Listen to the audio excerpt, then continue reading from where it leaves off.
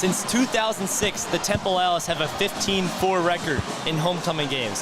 The 4 losses, though, have come in the last 5 years. During those last 5 years, the Owls have also been ensnared by the 3-win mark, where they haven't had a season of 4 wins or more since 2019. While just 6 miles down the road, the United States Navy was founded at Independence Hall here in the city of brotherly love.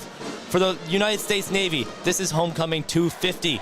As the Navy midshipmen lead the Temple Owls 10-9 in all-time meetings against each other, we welcome you to the booth alongside my partner Max Blakelock and producer Lillian Prieto. My name is Charlie Halfman, and Max, Temple. First off, the big thing, they have not had a turnover this season so far. What are the keys to the game today against the undefeated Navy midshipmen? Yeah, don't turn the ball over. That's definitely big. That's part of the reason why they're already at 3 wins, which is for the first time since 2019 looking to pick up that 4th win. But yeah, keys are going to be stopping the explosive plays that Navy has. I mean, wide receiver Eli Heidenreich last week had 8 receptions for 243 yards. You're going to have to stop him if you want a chance to beat this undefeated Navy team at home. Like you mentioned, though, last week, Navy having 2 massive plays from Eli Heidenreich. Navy did struggle against Air Force, and Air Force is a 1-4 team and is not great. So yes, they are 5-0. That is not easy to do, but Temple does have a chance. Personally, I think they have more of a chance. I think they could win. Yeah, Temple. It's going to be a good game today. It's exciting. It's homecoming. Temple's 14-6 in homecoming over the last few years, and it's going to be a big game today. Max? Yeah, should be a fun one for sure. Big crowd here at the link, probably the biggest so far this year.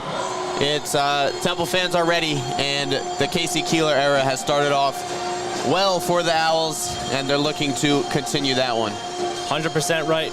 We will be back in 1 minute, and kickoff will be when we return.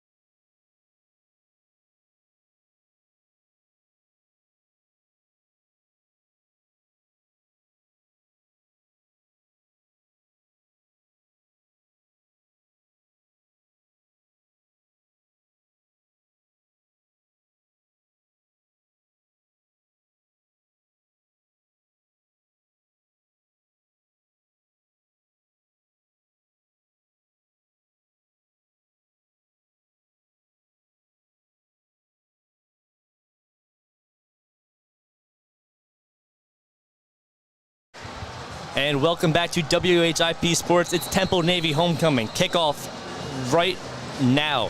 Lance Gossett for Navy. The 6'1", 200-pound junior from Louisville, Kentucky to kick it off. Tyler Stewart and Avery Powell on the return for Temple. They will let it go into the end zone for a touchback, and we are underway here in Lincoln Financial Field. A cloudy, overcast, misty, wet day here in Philadelphia, PA. Max, can that affect anything? Definitely has an effect on how they were able to warm up and get things going. But definitely Temple is going to be looking to get off to a fast start here on offense with Evan Simon at the helm. Couldn't agree anymore. Now Evan Simon, as we mentioned, has not had an interception all season. Don't jinx it. The amount of times I've knocked on wood this week, Max, it's my hand hurts. Now the first snap to Evan Simon, it's a handoff to Jay Ducker. Ducker about 2-3 yards on the carry. And the offense is underway for Temple. Temple, with their offensive coordinator, Tyler Walker, a heavy run offense. He's been like that throughout his whole career, and it's continued this year, but Temple has also thrown the ball severely well, which he is the offensive coordinator and quarterback coach. Now Simon alone in the shotgun. Puts Worthy in motion, not Worthy. Puts Hunter Smith in motion. He has the carry on a jet sweep about 4 yards to the right.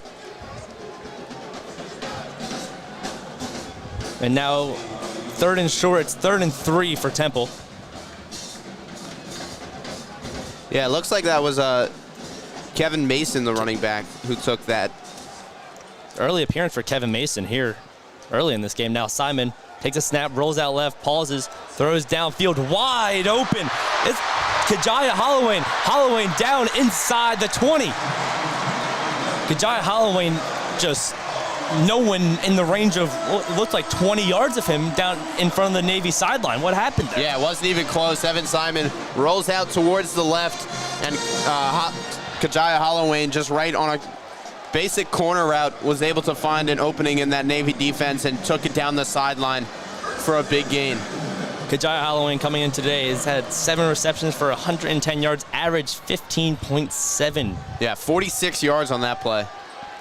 He averages 22 yards a game. Now Simon in the shotgun. 2 left, 1 right. It fakes the ducker. Simon gets leveled, and the ball's thrown incomplete. No whistle yet. Saying it's a fumble, looks and like. going the other way for Navy. I don't know about that. I don't know about that either. Right now they say it's Navy's ball. It was McAnthony Parker who picked it up after it looked like Simon's arm was going forward. Yeah, I mean, the referee's doing the right thing in letting that play go. But as we hear from, they're calling it fumble, first down Navy. I would take a look at that, though, because it looked like to me that Evan Simon got rid of that ball as he got leveled. I mean, the ball went forward about, looked like 5-10 yards. The play will be under review here. Yeah, he got absolutely leveled there. See who hit him. Looked like Ira Anaya, the cornerback, the 6'1", 183-pound junior, not even the biggest guy. He has 12 tackles this season. He started in 2 games, and he battled a lot of injuries his sophomore year last year. He's had 3 pass breakups, and he just came flying in from the outside, and Simon, what it looked like, got the pass off, where it did go a few yards forward, but we'll just wait and see on the review.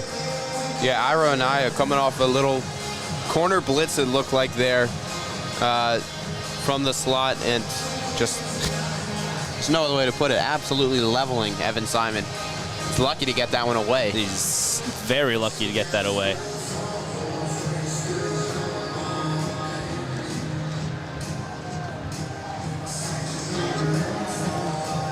Good turnout today here for Temple. You have not just Temple as well. You have the Navy crowd, and you have the Navy midshipmen cadets here. You have, what's it look like, the Navy? The band some has of them. like the band has midships on their heads. Yellow ships on their head. Got the spirit. Not a big trip down from Ann Arbor up no, here. Not so Ann Arbor, Annapolis. Here's the call.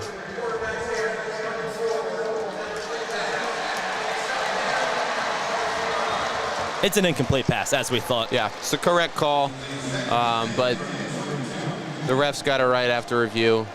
I'm surprised they didn't. I wasn't surprised they let the play out, but I'm surprised the ruling on the field stood like that. This is multiple times. I'm surprised nobody saw it. I mean, you have.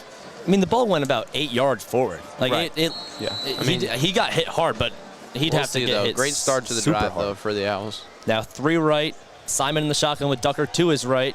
You have 1 left. Now Simon throws it to the right side. It is Jojo Bermudez. Bermudez gets about a gain of 3 yards on the play to the Temple sideline.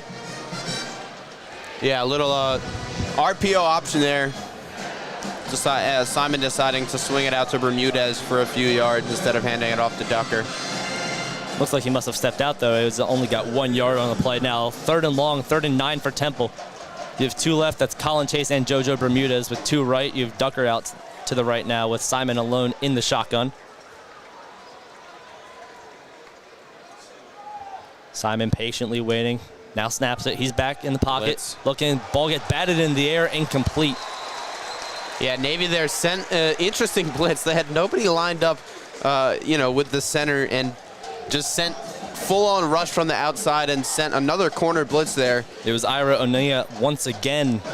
Navy. He's just been flying in from each side. Temple has got to have someone looking for him. But he now got up there to swat that ball. I mean, couldn't agree more. And now Carl Harden for Temple out for what looks like to be a, let's say, 40-yard field goal.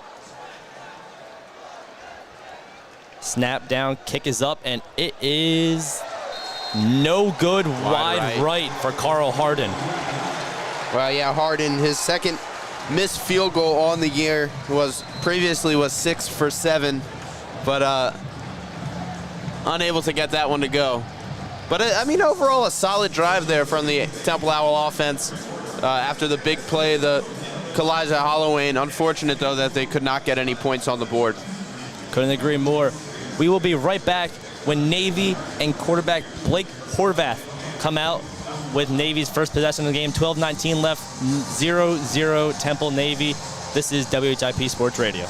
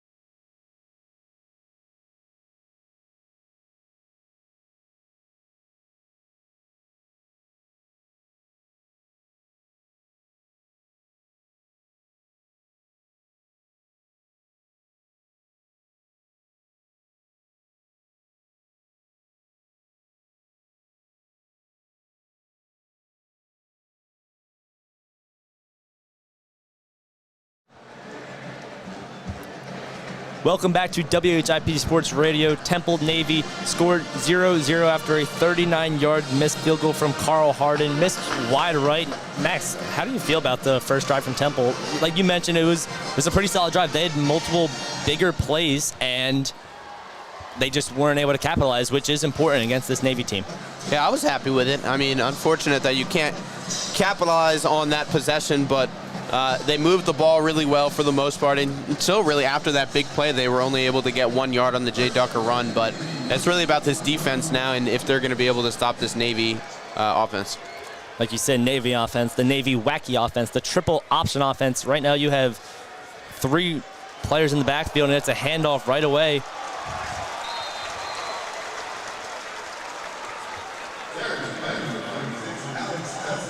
To Alex Teska, the 6 foot, 199-pound senior from Pittsburgh, Pennsylvania. He's the 4th best pass-catching running back in FBS. So Temple, not just can Navy run this year, they also have thrown the ball, and that makes them even more dangerous. Yeah, they got a lot of people on that Navy offense that they like to give the ball to. Teska in the backfield again.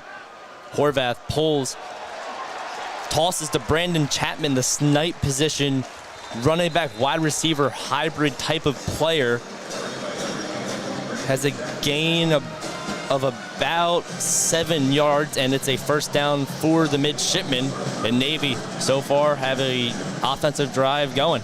Yeah, a little option to the left there. Horvath could have kept it, but decided to toss it out there. That's another interesting formation. This is a new formation every single time. Looks like a triangle in the backfield with 1 wide receiver out right. Now they put one guy in motion, and Horvath tosses to the outside again. It was Eli Heidenreich, the 6', 206-pound senior. Yeah, and I mean, they did the same thing to the other side there. And Avery Powell had a chance to stop him in the backfield, but unable to make the tackle.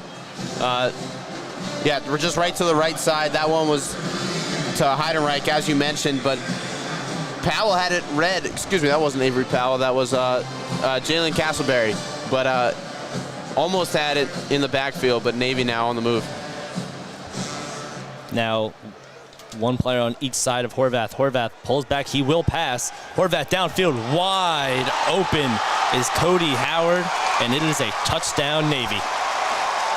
Yeah, wide open. There was nobody within 20 yards, it looked like, of Cody Howard, right up the seam. And Temple so focused on the rushing attack that the midshipmen have that they were able to take advantage of the aggressive Temple defense and allow a big play. But as I mentioned, the key to Temple winning this game is stopping the big plays out of the midshipmen, and right away, a big play for a touchdown. A 50-yard pass reception to Cody Howard. He's only played 3 games this year. Has 3 catches for, listen to this, 78 yards, averages 26 yards per game and per catch, with a 65-yard long as his longest reception. So he's a big play as a tight end, which is unusual, but Navy right away, first offensive drive, up 7-0. Yeah, I mean, that was that was not the start you want for this Temple Owls defense, but Navy really showing that they are a high-powered offense, and they're 5-0 for a reason. So now it's on the shoulders of Evan Simon and that Temple offense to kind of convert on that drive that they were unable to do so last drive. Kajaya Holloway, Evan Simon, and the Temple offense. When we return, we'll be back out in the field, try to look to even the score against the Navy midshipmen. This is WHIP Sports Radio. We'll be right back.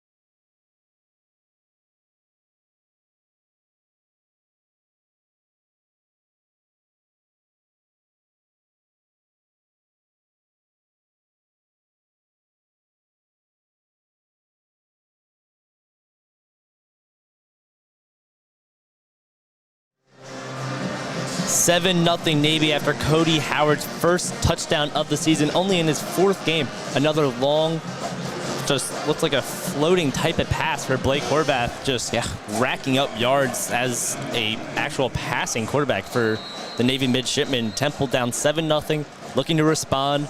Max, what's the key to this drive? I honestly just continue to do what you did last drive. You were moving the ball really well. You had the one big play to hollow in, as we mentioned, but sticking with the run and feeling confidence with your offense that you can move the ball on this Navy defense, which they definitely can. Lance Gossett, another one into the end zone for Navy, and a touchback. And Temple will start at their 25-yard line with Evan Simon coming back out. Simon, that would have been his first turnover of the season. Whew. If that ball wasn't ruled an incomplete pass. And Temple's turnover margin is, on defense, is second in the AAC and fifth in FBS. They are the only team left in the country to not have a turnover on the offensive side. Now Simon hands it off to Jay Ducker right away up the middle. Looks like about 6-7 yards for Jay Ducker. Good start for the Temple offense. Yeah, I think he got 6 there. Right up the middle, he had a hole there by center Grayson Maines. So they're looking to go quick here now on offense. They are in a tempo type position now. Ducker outright now, 3 right, 2 left for the Temple offense. Simon alone in the backfield puts Bermudez in motion. Now Simon throws a little screen pass to Bermudez. Bermudez makes a move down at the 43 of Temple. Yeah, JoJo Bermudez, he's a big play waiting to happen when you put the ball in his hand. 3 touchdowns on the year so far. They kind of tried to run a similar RPO option earlier when they were close to the red zone, but this one was able to go for some yards. Now Ducker in the backfield. Simon under center behind Grayson Maines. Simon hands it off to Jay Ducker. Ducker goes nowhere, runs right into the Navy line of scrimmage. Not much on the carry. 1 yard, if at all. That. It is 1 yard. Yeah, 1 yard they're going to count it, but that was stuffed up there by that Navy defensive line led by senior Landon Robinson.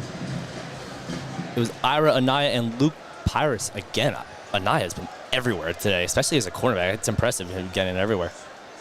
Now Bermudez in motion. Simon hands it off to Ducker again. Ducker gain about 2 this time to the 45-yard line. Now looks like to be about 3rd and 7 for the Temple offense. Yeah, another 3rd and long-ish for the Temple offense, which is not where you want to sit if you are this Temple offense. You want to be able to move the ball, and I know you kind of have big plays waiting to happen, but you want to make it as easy as possible for your offense here. Now 3rd down for number 6, Evan Simon, with 7 yards to go. They're going to come with the house. That's what it looks like. A drop out of it. Simon pulls back out to Bermudez. Bermudez makes a move to the 50 on the first down marker line. It is very close. Right now the line judge short. Looks like he's marking him short. It's 4th and 1 now at the 49-yard line of the Navy midshipmen.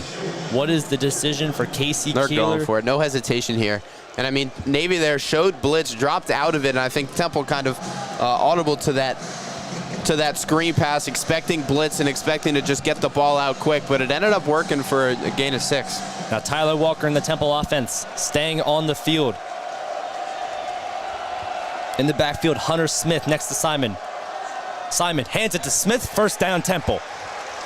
Yeah, Smith's first rush of the day after he had a great game last week against UTSA with a long touchdown run. Kind of stepping into that second role with Terez Worthy leaving the team. Like you mentioned, a 54-yard touchdown last game, and like you said again, took the words out of my mouth. Filling in for Terez Worthy, which Hunter Smith so far this season has had.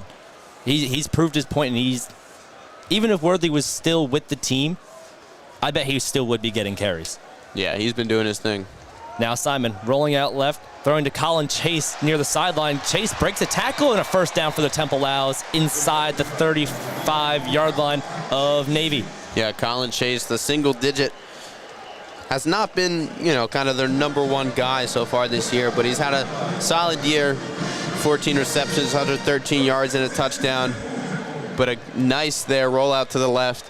The same sort of play design that got the big play on their first drive, and now they're well into Navy territory at the 35. Seems like over the last 2 games and so far as today, they've been trying to get Colin Chase more active. He had his career-high 5 receptions against UTSA last week in the Temple win. Now Simon in the back, rolls out right, steps near the midfield logo, throwing deep downfield, no one home.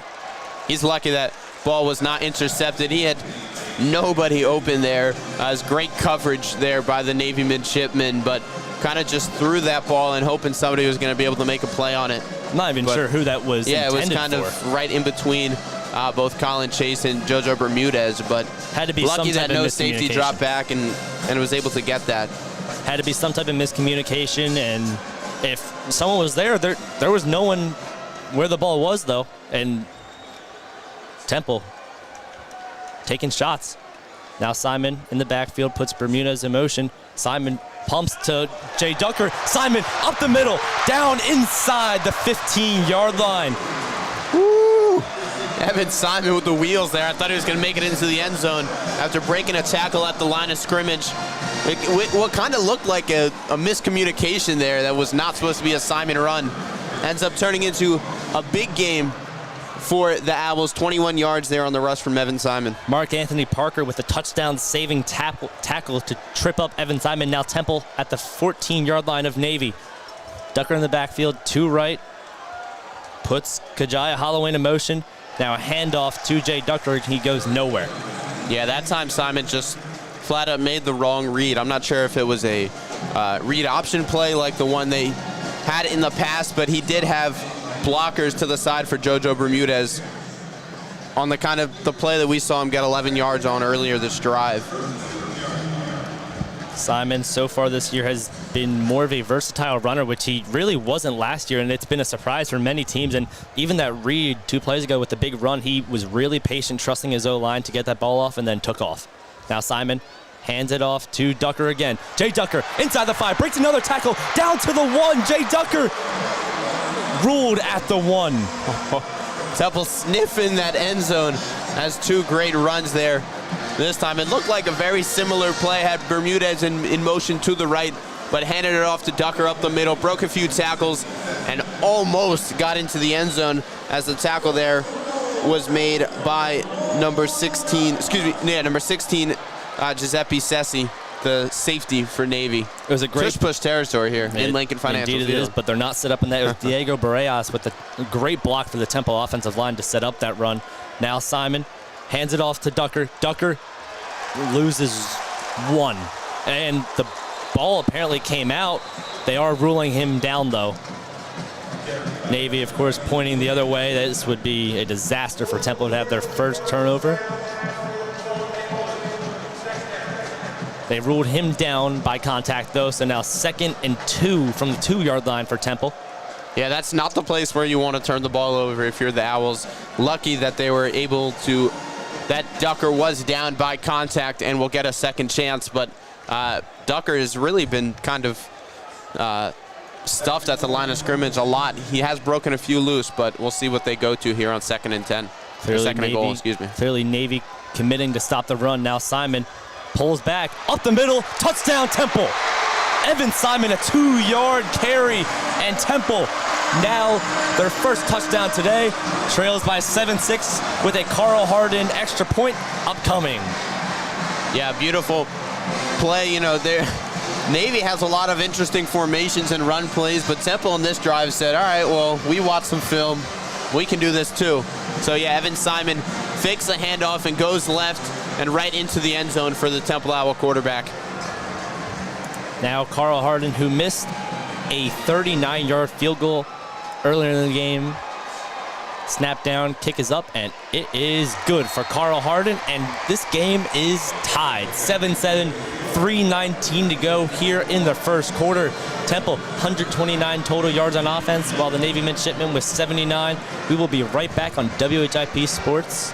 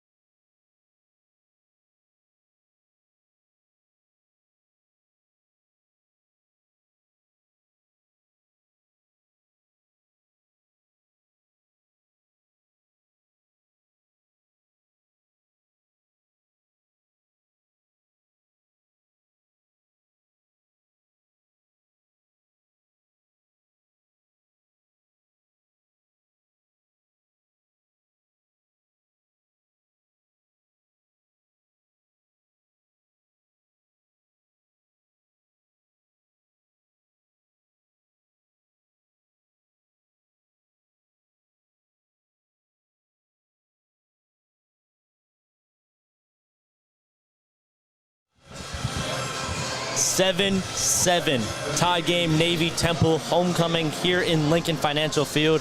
And like we mentioned a few times, the ball has been coming out and some scares of turnovers. It did rain earlier here today during the tailgate, right when the team started coming out in the field, so the field could be a little bit slippery. And that's you got to protect the ball today. Now Carl Harden boots it away. Back for the return for Navy. Ooh, no return. That ball just barely got in the end zone. It was Isaiah Bryant who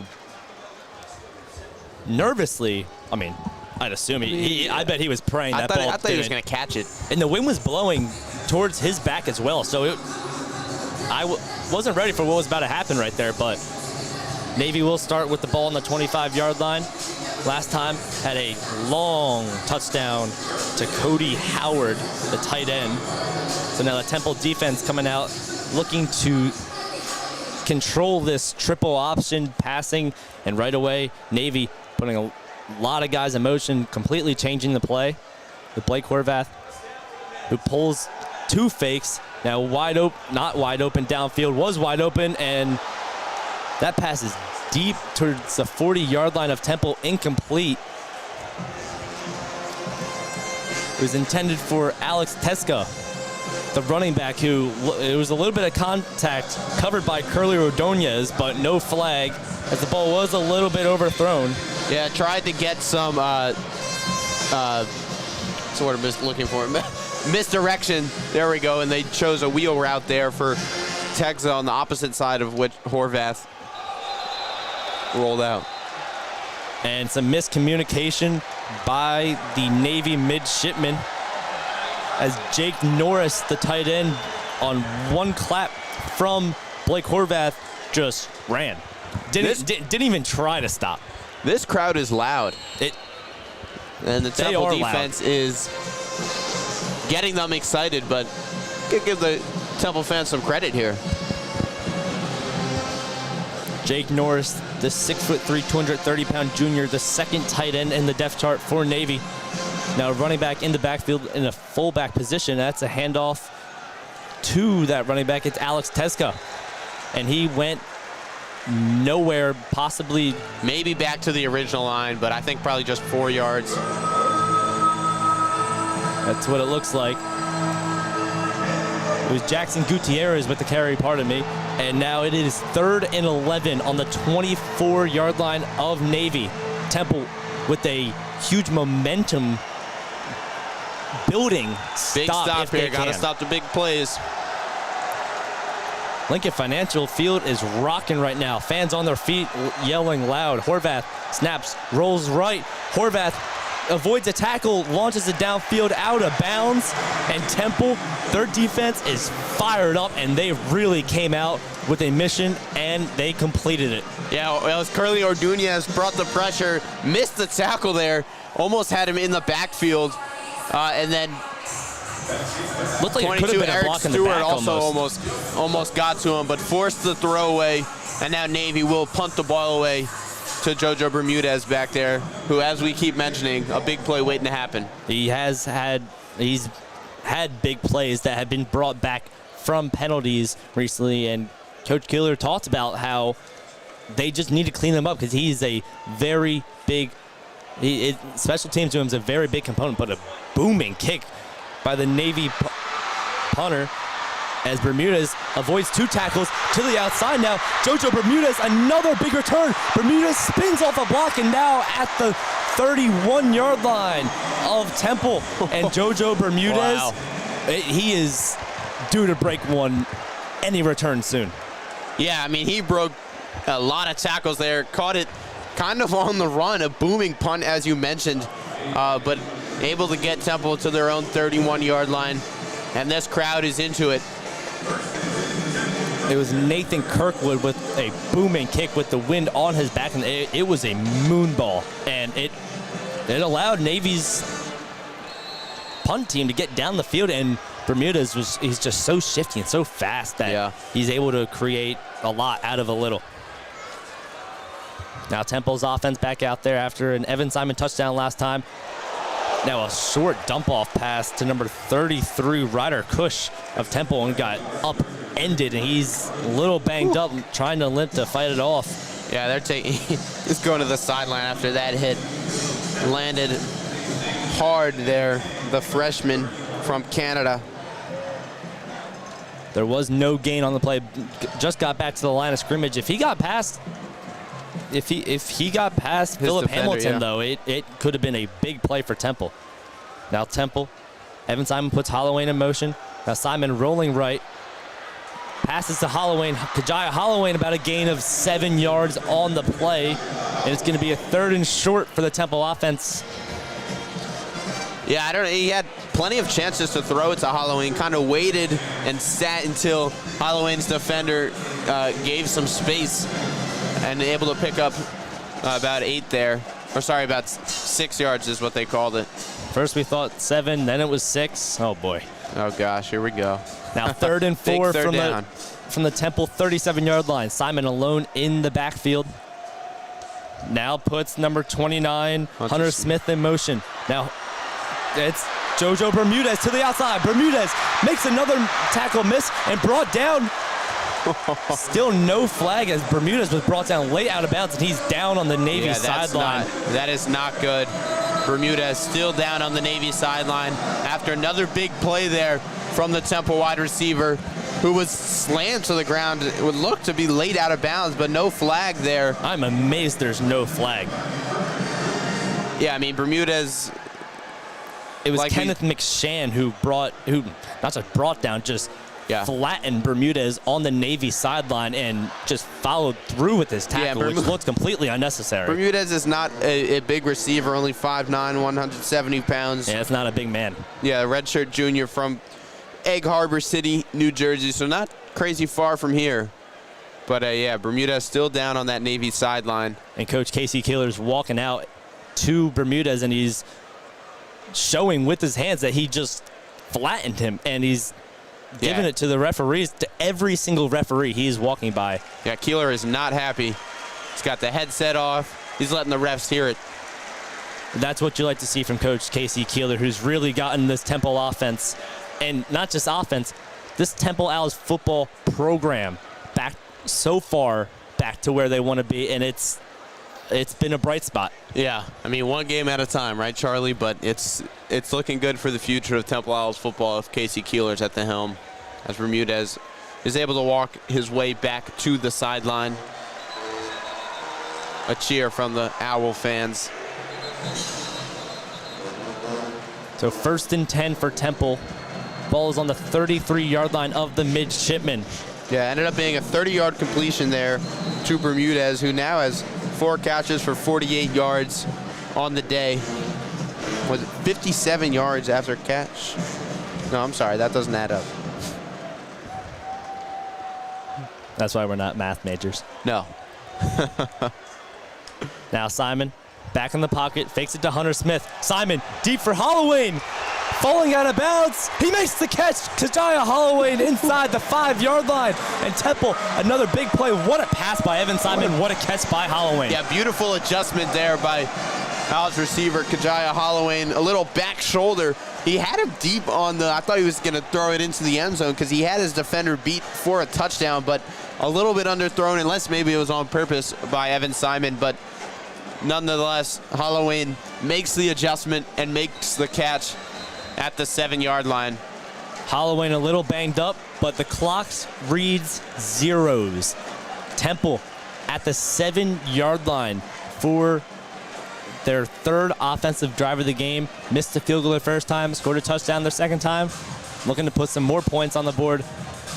Maybe even a touchdown for their 3rd drive. 7-7 tie game heading to the 2nd quarter when we return on WHIP Sports Radio.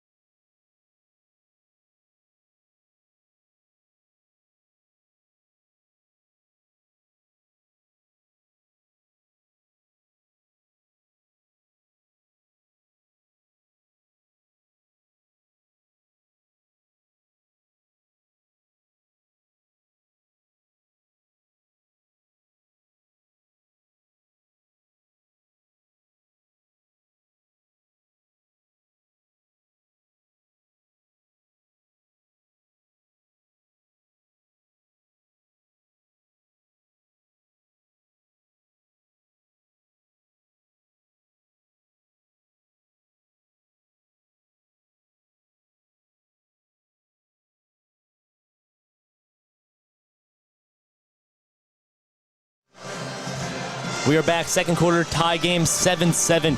Temple in the red zone, 71% scoring a touchdown. They've been 12 for 17. They have scored points, though, 94% of the time. They're 16 for 17. That wins games. There's no other way to put it. Definitely wins games. Got to be able to convert in the red zone, and the Owls have been able to do so. We'll see what they do here on 1st and goal. Now, 1st and goal, you have 2 wide receivers outright, Kajaya Holloway, Colin Chase. Chase in motion, Hunter Smith in the backfield. Simon rolling out right, looking, fires to the end zone over the head of Colin Chase in the back right of the end zone, incomplete. Yeah, he had Chase there for a second. He would have had to put it right on the money, but missed throw there by Simon. Had some pressure, but it would have been a difficult throw to make. Looking at the Temple bench, Temple now moving left to right. We are stationed at the 50-yard line. Temple, though, at the 7-yard line. Evan Simon in the backfield, Hunter Smith next to him. Peter Clark and Kajaya Holloway outright. Colin Chase out left, puts him in motion. It's a handoff to Hunter Smith down to the 5-yard line. Now a 3rd and goal from the 5 for the Temple Owls. Yeah, still no JoJo Bermudez out on the field, which is important. I just saw one of the trainer assistants go into the tent. I assume Bermudez is in there. Yeah, we'll let you know as soon as we get an update on that as another trainer goes in. Now Evan Simon sets everyone away from him. Simon alone in the backfield. Here comes the pressure. Now Simon looking, fires, passes, incomplete. Almost intercepted. It really almost was an interception. Going to Tyler Stewart for the Owls. Normally doesn't get much time as a receiver, the kick returner for the Owls. But yeah, Navy brought everybody this time, and it would have been a tough catch there by Tyler Stewart, but he got leveled there by, guess who? Number 3, Ira Anaya. Now Carl Harden on for his 2nd field goal of the day. Missed his first one.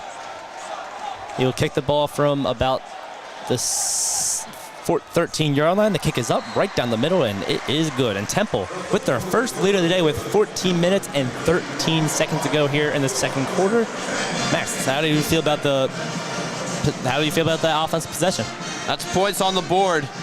I mean, settle for a field goal after 1st and goal. Definitely, I think the biggest concern right now for this Temple team and the Temple offense is the status of JoJo Bermudez, because he went down hard after making plenty of plays for this Temple offense so far today.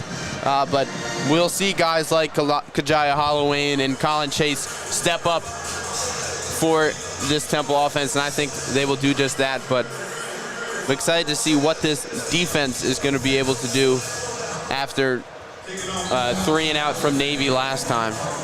Temple definitely aggressive on the offensive side of the ball today. Now Carl Harden back to kick off for the Temple Owls again.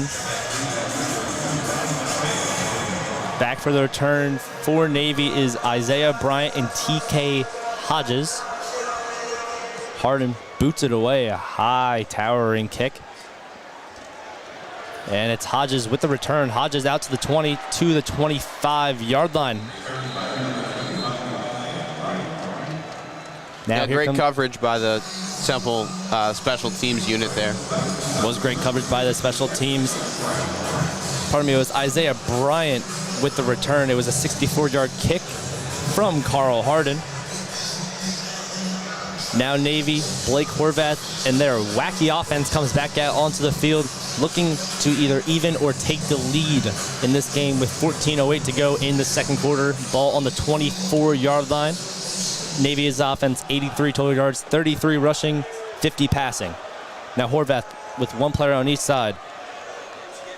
Hands it off to Heidenreich. Heidenreich makes a move to the 30, spins off another tackle, another missed tackle down to the 40-yard line. Finally brought down by Temple's number 31, Dante Pollard, after what looked like to be 6 missed tackles. And now Navy has an offensive lineman down. There. But a big play there on the run to Heidenreich, who's their go-to guy on offense. few spin moves and a few missed tackles and able to get down to the 40. And luckily for Temple, after all the missed tackles, that was it.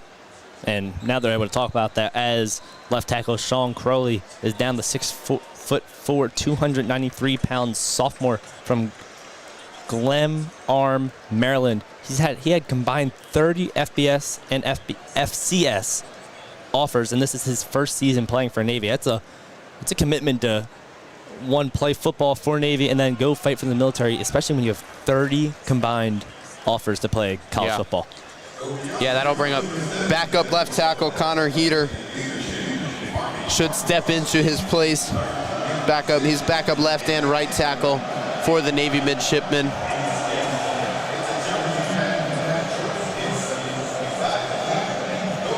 But we'll see as a timeout on the field after that injury. But he's able to get off the field. When we come back, though, Navy with the ball from the 40-yard line, 10-7 Temple. When we return on WHIP Sports Radio.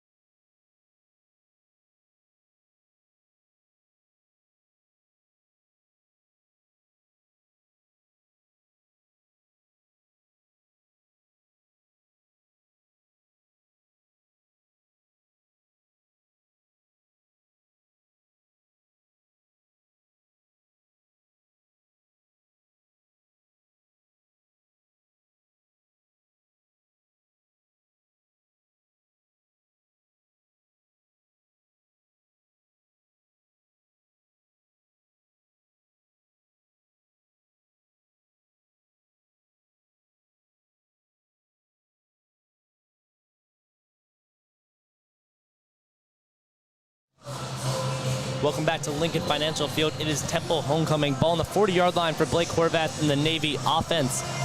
Max, after seen countless missed tackles on that last play, but before the Sean Crowley injury that really put this drive to a halt real quick, how do you think Temple comes back out and fixes that issue? I think you let it go by you, right? It's in the past now.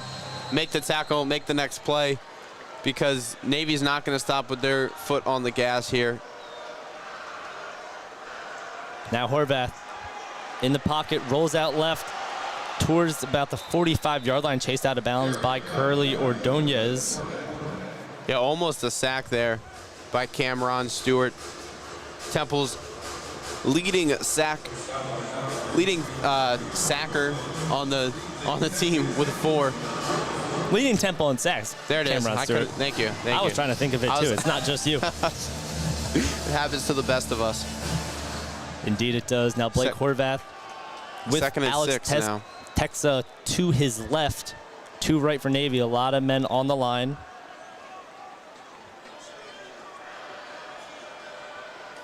Now Horvath fakes a handoff to Teska and then pulls it back and gets about a gain of 1. The ball is out, and it looks like Navy did recover it. Yeah, that time the ball was out for sure. Temple had a chance. It got knocked out late, too. It looked like Horvath fell on top of someone, and then the ball was punched out. Looking at the replay right here, Horvath cut right, ran into his own guy. And then it was... Yeah, recovered there by Michael Barrow, number 26 on Navy.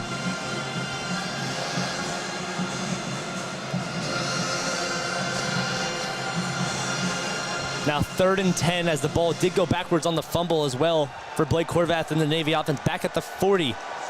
Now Horvath looking back, fires out right to Heidenreich, makes the catch to about a gain of 4, brought down by Denzel Chavez. Great defensive stand there by the Temple Owls as they were able to make a big play on 3rd down after forcing the fumble, even though Navy recovered, not letting that fluster you and making a play to force the Navy punt here. And not Bermudez out on the punt return. It's Colin Chase this time. Not a good sign for Temple as Nathan Kirkwood, who had a booming punt last time, kicking a little bit into the wind this time, right to left. A snap to Kirkwood. Boots it away. It's a really good kick, another high kick to the 5. A great play by Colin Chase to pull all the Navy defenders away, thinking he was going to catch the ball, and it bounces into the end zone. He got me for a second. I was like, call a fair catch. You're going to get smacked. I had a feeling. I looked at the ball. I was like, oh, man, it's looking a little farther. I looked at Colin. I was like, oh, no, this isn't good. But then the ball in the end zone. And when we come back from commercial, Temple at the 20-yard line, this time starting a drive up 10-7, 11:29 left here in Lincoln Financial Field in the second quarter. This is WHIP Sports Radio.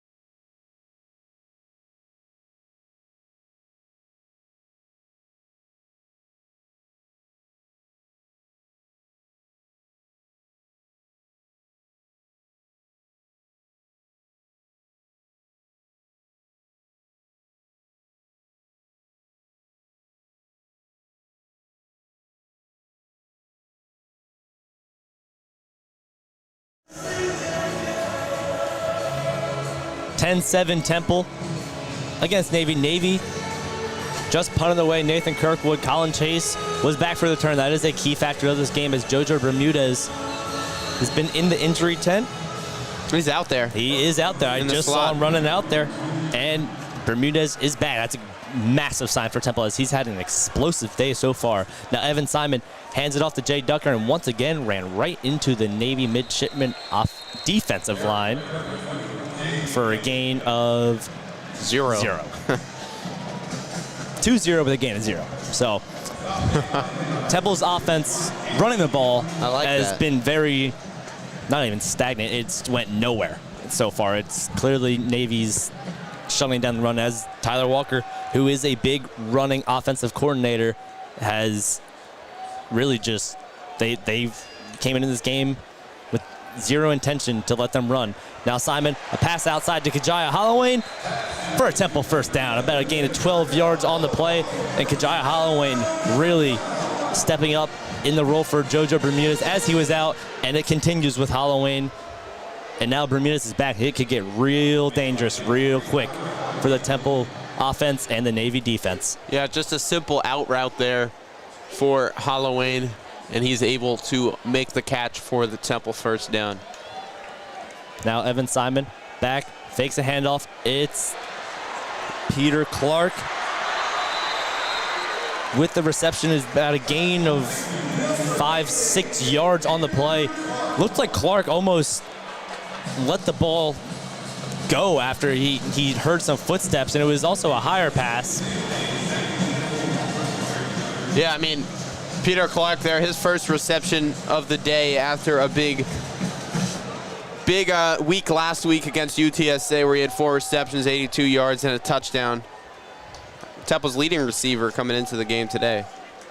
Now Simon puts Peter Clark in motion. Simon back, looking across the middle. Peter Clark again makes a low catch. Well, Zach Ertz-like. It looked exactly Zach Ertz-like. He's brought down at the 49.5, 50-yard line. And Temple with another first down, putting another offensive drive together. And they are going in that tempo pace once again. Yeah, Peter Clark doing his thing there.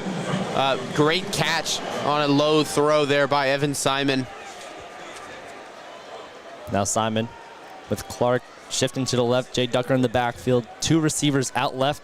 Simon fakes the handoff to Ducker, dumps it out to Peter Clark, and he's brought down about a 2-yard gain. Peter Clark, who they've really gotten the ball to, he's 12 for 229 yards this season. He's averaged 19.1 yards every reception. That is ridiculous, especially for a tight end. He's averaged 45.8 yards per game.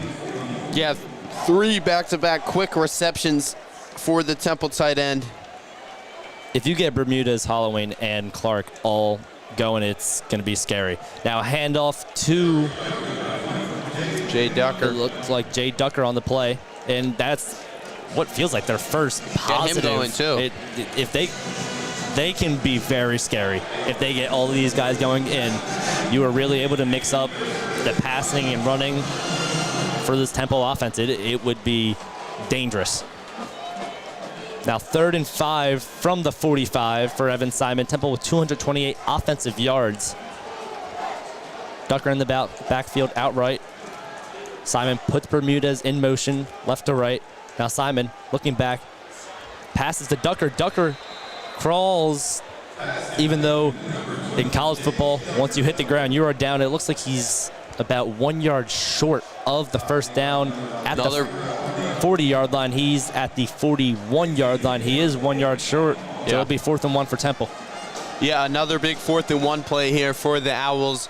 Able to convert on the last one with the run to Hunter Smith. We'll see what they do on this one in Navy territory. Once again, been able to get into Navy territory every single drive so far today. Now Evan Simon alone in the shotgun, puts Ducker in motion. Jet sweep, fake to Ducker. Evan Simon up the middle, first down, Temple Owls. Pardon, that was not Evan Simon.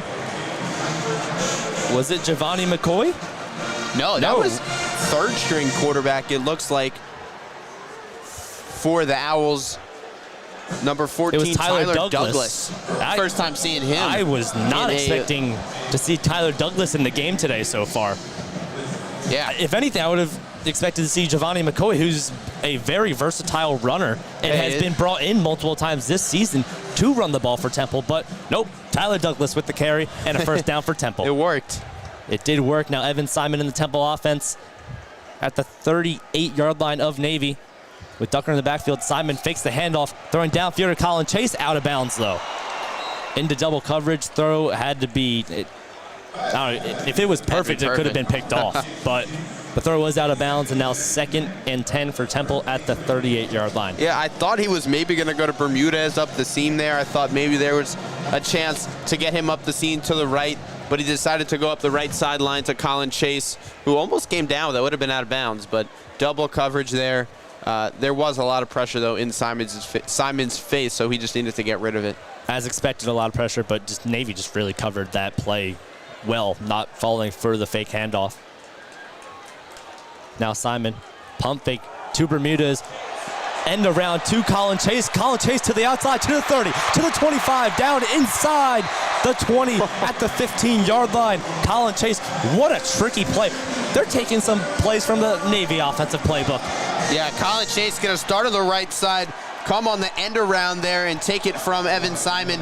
Great blocking by number 88, Peter Clark, on the left side as Chase finally chased out on the 17-yard line, but once again, Temple in the red zone and threatening to score, looking hopefully this time to come up with 7. I bet Tyler Walker, wide receiver coach Roy Roundtree have really implemented Colin Chase as the type of jet sweep end-around player where he has had multiple plays like that this season where once he gets going, he is fast. Now Simon hands it off to Hunter Smith. Hunter Smith almost broke free for a touchdown. He was brought down at what looked to be the 13-yard line. Now it'll be 2nd and 6 for the Temple Owls. Yeah, it was a Smith, as you mentioned, very close to breaking it loose, but was just able to be grabbed there by Luke Paris on the Navy midshipman defense, the linebacker from Ponte Vedra Beach, Florida.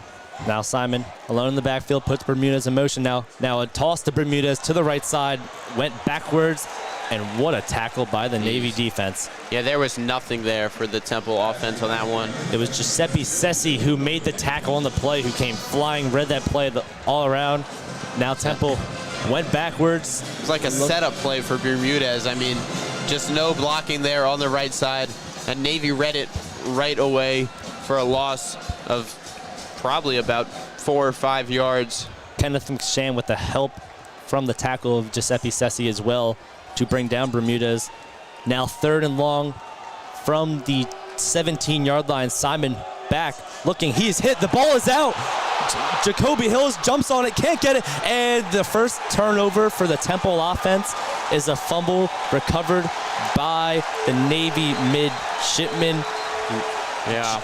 Linebacker Job Grant was able to jump on it, and man, that really stings for the Temple offense, being the only team without an offensive turnover in the country. And after a great drive, yeah, that was really, really unfortunate there. The play made by Navy defense, number 49, Adam Klenk, the senior, and just Jacoby Hills had a chance to hop on the ball there and just could not find it on the ground. But Navy now with the recovery, and maybe that could be a momentum swinger as Temple unable to come up with points in the red zone for the first time in a long time, it seems like. And those are the type of plays that, this is going to be a close game. Those are the type of plays that are going to make a difference. 100% right. When we come back, Navy with 4 minutes and 18 seconds left here in the first half. Ball on the Navy 27-yard line, 10-7 Temple. We will be right back on WHIP Sports Radio.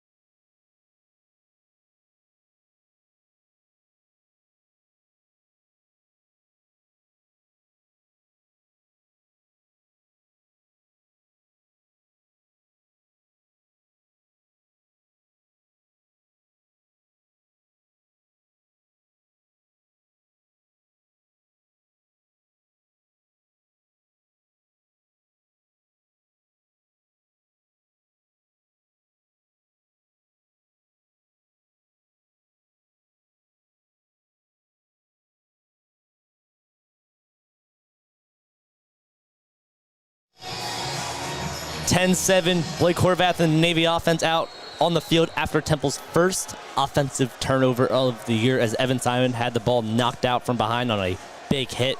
Jacoby Hills could not recover it. Now Blake Horvath fakes a handoff and gets brought down almost immediately by the Temple defense. It was Katin Supranet, who's back in the lineup this week after being hurt last week. He's tied for the FBS lead in forced fumbles, and he missed the last 2 games of Georgia Tech and UTSA, and that's his 12th tackle of the year. It's great to have him back in the lineup. Now Blake Horvath with 3 midshipmen behind him. What Which could this one is be it this going time? to? Probably none of them. Oh, It is it. oh no. Tossed to the outside. It's Eli Heidenreich. Heidenreich with about a gain of 6-7 yards on the play. Yeah, big third down here again for the Owls. Chance the defense to bail out the offense this time. I thought Horvath was going to hand it off to Texa, but It looked like he went to pitches it Texas. to the left side there to Heidenreich, who's your guy, so might as well give it to him. Those are guys, it was ended up being a gain of 5. They moved it again now. It was a gain of 4. The ball's on the 32. It's 3rd and 5 for Navy. Horvath holding. Looked like he was about to run. Handed off. Thrown. Incomplete.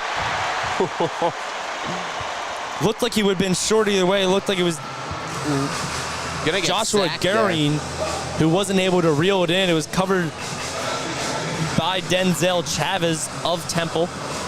Yeah, I mean, Horvath put it where he needed to. He needed to put it on the outside of that receiver because of the great defense there by Denzel Chavez.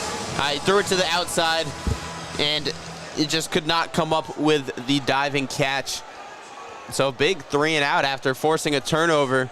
So now Temple really having to convert on these opportunities here because Temple's defense is doing its thing after giving up the 50-yard touchdown on the first drive for Navy. Nathan Kirkwood boots it away to Jojo Bermudez back out there again. Makes a running catch, and Bermudez, I mean, even though he got what appeared to be 7 to 8 yards, the fact that he got 7 to 8 yards with what looked like 4 midshipmen in front of him is impressive. He made himself skinny and squeezed through 2 defenders before getting stopped. Now Evan Simon, after coughing up his first turnover of the year, Temple was, like we mentioned, the last team in college football in the country to turn the ball over on offense. And winning the turnover battle, you win the game 70% of the time, which Coach Casey Keeler just can't stop talking about how important that is with ball protection. Maybe the field being a little wet is part of the reason that happened. But now Evan Simon takes the snap, rolling out right all day back there, and finally just tosses it out of bounds. Batted down by players on the Navy bench. Yeah, Simon there had nothing open at all, made the right play, and throwing it away was trying to improvise for a little bit, but ultimately made the correct decision. Evan Simon coming into today, 69 for 117 passing, 59%, second in the American Athletic Conference in passing efficiency. He has been just amazing this season. He had 805 yards on the season. He's really improved. The man sleeps in the football facility as Simon, a fake handoff, a fake toss. Now downfield, it is Hunter Smith who can't get to the ball, not hold on to it. Pardon me, Jay Ducker was downfield after multiple fake handoffs, and then Ducker tried to get on the wheel route. Yeah, it was a fake end around to Colin Chase after the big play last drive. They try to fake this one, and it worked for a second there. I thought Evan Simon had plenty of room to run, but he decided to pass it to Ducker, who had one-on-one with the wheel route, but unable to connect, and now brings up a long 3rd and 10. It was linebacker Job Grant that stuck with Ducker. Had some hands on him, but the throw was a little too far where there was no chance to be a flag. Now Simon back in the pocket again, Rolling left, a lot of pressure from Navy this time. He finally gets a throwaway. It's caught by Colin Chase. Colin Chase with a first down for the Temple offense. Chase out of bounds at the 33-yard line. That was fantastic by Evan Simon. That was improvisation if I've ever seen it before. Simon, I thought for sure he was going to get swallowed up by that Navy defensive line, but Colin Chase, great job coming back to his quarterback, making it easy, and actually it looks like he fumbled the ball out of bounds there, but was able to get the first down as 2-minute warning now here. It was Iris Anaya who punched the ball out, but it was out of bounds. And it is the 2-minute timeout. When we return, Temple going into the 2-minute offense, 10-7. Ball on the 32-yard line. We will be right back on WHIP Sports Radio.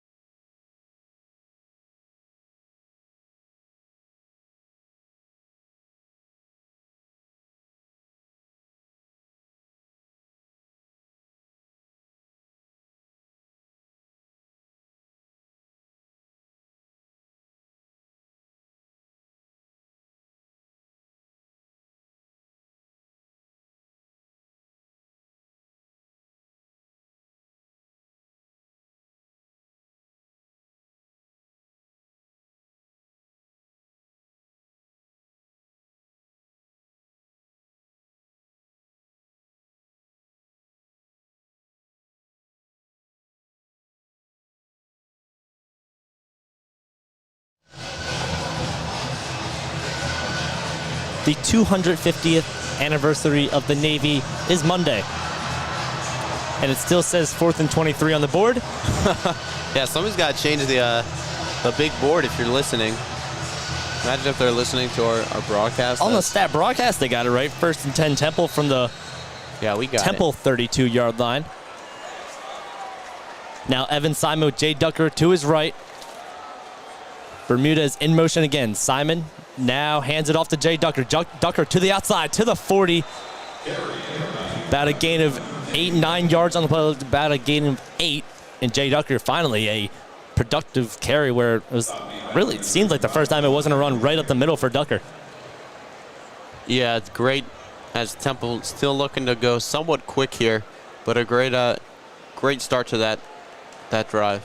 Which they do, both teams with 3 timeouts. Simon hands it off to Ducker once again up the middle.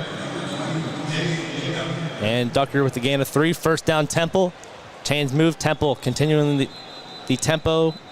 And then a Navy midshipman defensive player is down in a lot of pain on the field. Yeah, not good to see any injuries, but I will say this does help the Temple offense because it stops the clock, and they don't have to use a timeout. Haven't been able to identify who's down on the field right now, but yeah, we'll wait till we get a replay here. Hasn't shown his number once. Yeah, an unfortunate injury, of course, but gives Temple's offense a chance to talk things over and get a few more plays on the play call sheet just to go no huddle and get things going and at least try to get into field goal range for the Owls, as it looks to be coming off the field here. It was Jackson Campbell, the outside linebacker for Navy, who is on his feet now, but yeah, it's a good sign to see. Yeah, Jackson Campbell, 6 foot, 202 pounds senior out of Thompson Station, Tennessee. As the Temple offense gets ready to go. Now 1st and 10 from the 45. Clock is running now, 1:25 left. Both teams 3 timeouts. Now Simon back in the pocket, looking, has all day, fires across the middle. It's Peter Clark with the catch inside Navy territory, down at the 35-yard line. Peter Clark, another big play. The Brit from London, England, with another big catch, 6'6", 265. Now first down with Temple, hurry up to the line at the 35-yard line. Yeah, you said it. Getting Peter Clark involved is huge, and just a great play over the middle there. Simon sat in the pocket and waited for the play to develop and threw a strike right there to Peter Clark. Now Temple able to change their play up a little bit. Under 60 seconds on the clock. 52 seconds when the ball snaps. Simon now lobbing it towards the Navy sideline, out of bounds. Yeah, just purposely throwing it away there. Didn't have much, didn't want to waste any time or take a sack in this situation. Even though you have all 3 timeouts still for the Owls. Yeah, like you said, taking a sack would be the worst possible result in this situation for the Temple Owls. And even though they took about 15, 20 seconds off, once they got to the line, they're able to, saying they have 3 timeouts and where they are on the field at the 35-yard line of Navy. They are able to afford that with 47 seconds left now on the clock. Now Simon in the backfield with Jay Ducker, hands it off to Jay Ducker. Ducker to the 29-yard line, and Coach Casey Keeler calls a timeout. Their first. They have 2 remaining now, and it's going to be second and about 5 yards. Yeah, third down, pardon me. Yeah, big 3rd and 5 coming up for the Owls. You are able to run the ball, though, because you have all 3 timeouts. And Keeler right there with the ref calling that timeout as soon as Ducker goes down to the ground. But a good 5-yard gain there from the running back. But, yeah, big 3rd down, because if you don't get this, it's going to be a long field goal for the Owls, probably about 42 yards from where they stand right now. But Carl Harden, that is, in his range is as long as 45. But the conditions today, there's been some rain, some wind. They do have the wind on their back, though. The slight wind. Yeah, the slight wind, if any, but the field might be a little wet. You already missed a field goal today. You'd rather just get closer and make it as easy as you can for you. It's the Temple kicker. Temple, 32 for 74 coming into today, 43% on 3rd down conversions. Simon sends Ducker out right, takes the snap, wide open. Colin Chase makes the catch at the 5, at the 1. He reaches. They call him down. His knee must have been down. Colin Chase, what a catch, what a run. And Temple now with 35 seconds to go. Clock stops until the ball is set. Yeah, what a throw, though, from Evan Simon as Navy brought the blitz there. That blitz was by number 28. The cornerback Bryce Allen came on a blitz and just threw it right up the seam. As the play is under review, it sounds like, to see if he scored. I'm surprised they didn't call it a touchdown, because he reached pretty early and his knee didn't seem to be down yet, but from the angle we were at, we wouldn't be able to see. Taking a look at the replay, type of a hit drop tackle, it does look like his left knee did hit the ground, though. Yeah, looked to be short by Colin Chase, but yeah, excuse me, the pressure was by Coleman Cauley, the linebacker. But yeah, beautiful throw, beautiful catch there by Chase up the seam. Just looking to go to one of your bigger receivers and have him make a play as the redshirt junior gives Temple a great chance to score not only 3, 7 before the end of the first half, and hopefully be up 10 heading into halftime. Yeah, it looked like Chase was about less than a foot short. It was a matter of inches where his knee was he was just kind of trying to drag the defender to the ground, to the end zone with him, and then his knee finally hit the ground within 5 inches of the goal line. But yeah, we might see another Evan Simon touchdown run. You never know. Or you just pounded up the middle with Jay Ducker, but that has been stuffed up normally.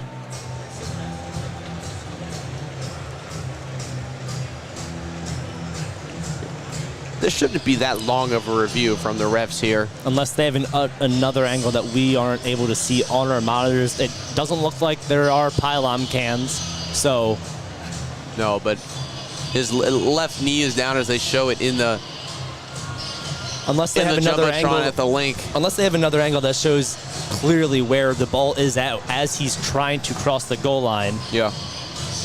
It is very close, though.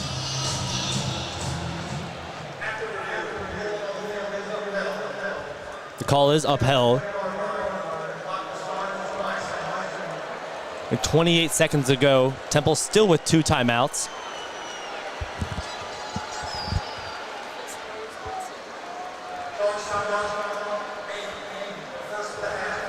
And Navy does call their first timeout, trying to get the ball back to get any sort of points if they get the ball back. Temple still has to score and not turn over the ball, which would be a disaster. Don't speak that into existence, Charlie. Yeah, you've done that.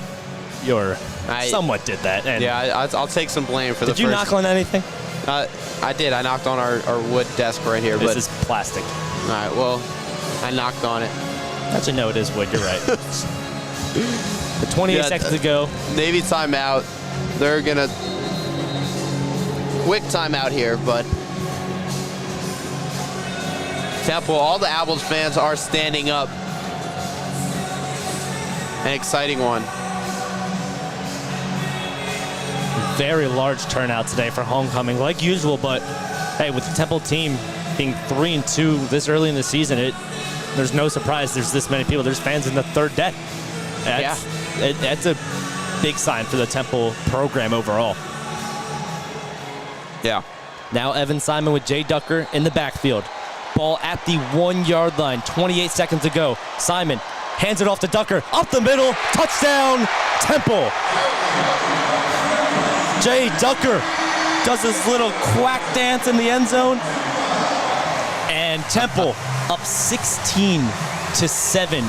327 total offensive yards, 235 in the air, 92 on the ground. It is really showing, and what a drive from the Temple offense. Yeah, a fantastic drive, 2-minute drill, able to get down the field, beautifully led there by Evan Simon, finished off with a Jay Ducker touchdown. And I couldn't be more impressed with the way this first half has gone for the Temple Owls, minus the 1 turnover. But even with that turnover, you're up 10 with 25 seconds left until halftime. And if you don't have that turnover, you have more points, but still very, very, very exciting for this Temple offense heading into halftime. Just got to be ecstatic if you're Casey Keeler. Couldn't agree more as Carl Harden bangs another point after touchdown through the uprights, and Temple up 17-7 against the undefeated Navy midshipmen on homecoming. Temple, like we mentioned, undefeated. Sorry, say that again? Yeah, undefeated Navy. And undefeated Navy. They're not playing like an undefeated team right now. But they are not playing like an undefeated team right now. But they faced Temple on homecoming once in 1991. Temple won 21-14. So Temple really looking to repeat 4-3 at home versus Navy. Navy did win 4 of the last 5, though. Yeah, I mean, the last matchup, Navy won in Maryland, but Temple did win the previous one in 2023 at home, dominantly, 32-18, one of their 3 wins in 2023. But Navy last year was really good, and this year, really good football on both sides. But Temple right now, definitely the better team. Temple is the better team as Carl Harden with a touchback to the end zone. That's a big touchback. You don't want Navy to get any chance to have an explosion play and give them a chance for any points. You have 25 seconds to go. 2 timeouts for each side. Blake Horvath and the Navy offense have had some big plays, so Temple can't get beat deep. Horvath takes a snap, firing deep downfield. Heidenreich over the head, just about a foot over the head. And that was scary. Heidenreich was open, and we touched on it at the beginning of the broadcast. You cannot let the big plays determine this game if you're the Temple defense, and there was almost a big play from the start, especially with 25 seconds left.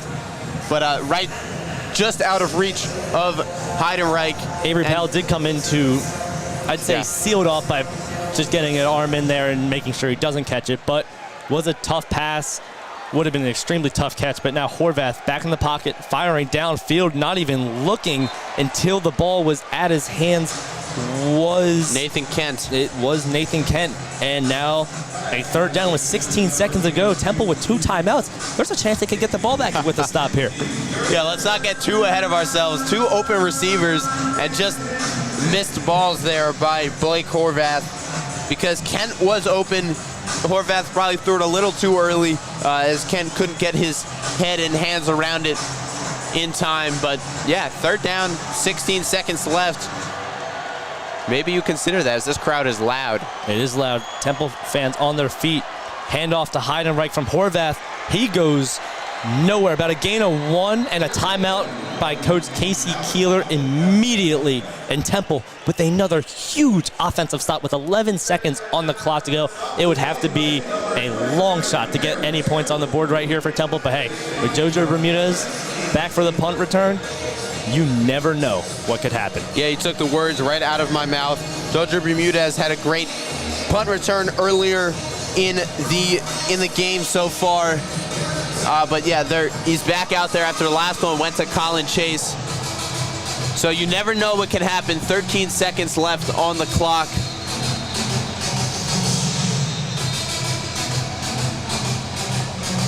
It's 4th and 8 on the Navy 27-yard line. I'd expect Temple to bring a lot of pressure to try to block this kick as well from Nathan Kirkwood, he has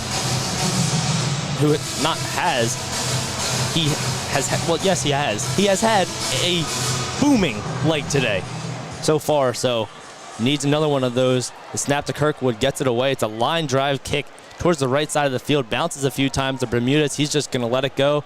Clock is running down to 3 seconds, and that will now 2 seconds.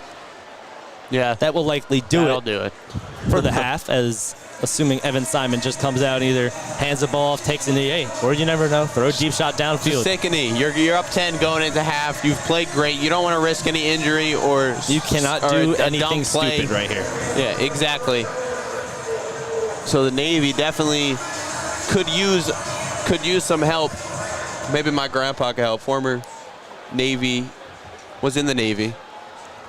As it looks like Evan Simon in the QB knee position. Simon takes a knee. Clock runs. It was at 3 seconds. And halftime. The Temple Owls, 3-2 on the season. Navy midshipmen, 5-0, 17-7. The Temple Owls lead on homecoming. A standing ovation for the Temple Owls as they exit the field. What a first half. 327 total yards on offense. Yeah, I mean, you couldn't have asked for a better offensive start for the Owls. Like you mentioned, 325 total yards, 90 on the ground, 235 in the air, as compared to 111 only from that Navy offense, and 55 in the air, and 50 of them from the 50-yard touchdown that you let up in the beginning of the game, 56 on the rushing yards. But excited to see what this second half is going to bring. Couldn't agree more on everything you said. It's been a great football game for the Temple offense so far and the Temple defense. When we come back, though, after halftime, Temple with the lead 17-7. Temple holding Navy's offense to 111 yards, which has not been done so far this season yet. When we come back from halftime after the band plays, we will be right back with offense, defense, defense on the field. Yeah, Temple defense on the field. Navy will get the ball when we come back. We'll be back after halftime. This is WHIP Sports Radio.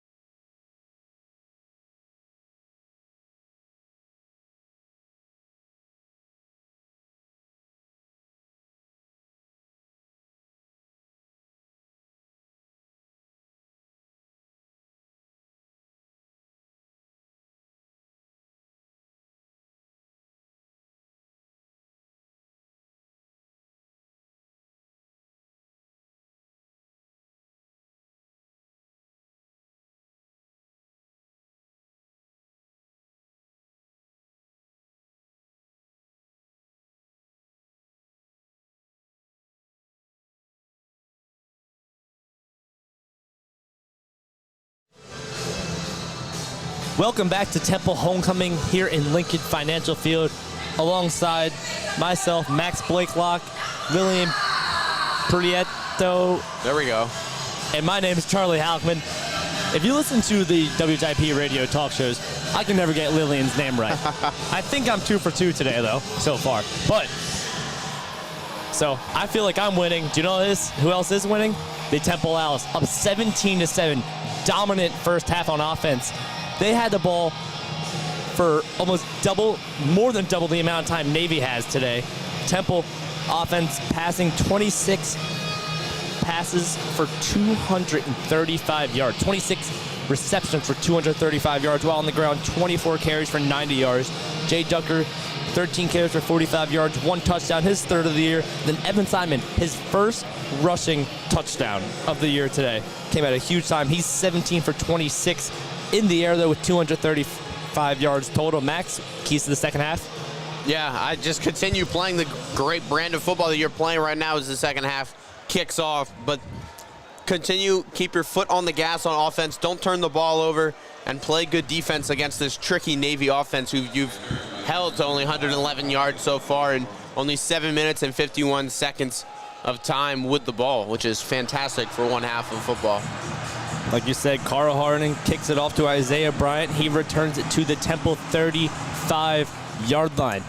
Temple's defense only held Navy to 111 total yards on offense. 56 yards on the ground, 55 in the air. Temple really would love to just shut down Navy on their offensive side of the game. Now Blake Horvath under center with Hyden right behind him. Teska and Horvath fakes the handoff and he rolls to the outside. Takes off to the outside, gets about a gain of 15, 16 yards on the play. First down, Navy. Yeah, misdirection. Tried to hand it off to Teska, as you mentioned, and Demerick Morris fell right for it and went and tackled the Navy running back, allowing Horvath to go up the right sideline for a big play for Navy. Temple did very well, exceptionally in the first half, of shutting down really everything on the Navy offense, and they need to keep that up. They can't have that happen. They need to just stay content, stay patient, and make their tackles. As now Horvath takes a direct snap and about a gain of 4 yards to the play, up to the 45-yard line for the midshipmen. Now about 2nd and 6. Yeah, 4-yard gain there. Horvath keeping it again, using his legs, trusting his offense, and following his blockers for a gain of 4. It was Eric Stewart and Ben Osweke with the tackle.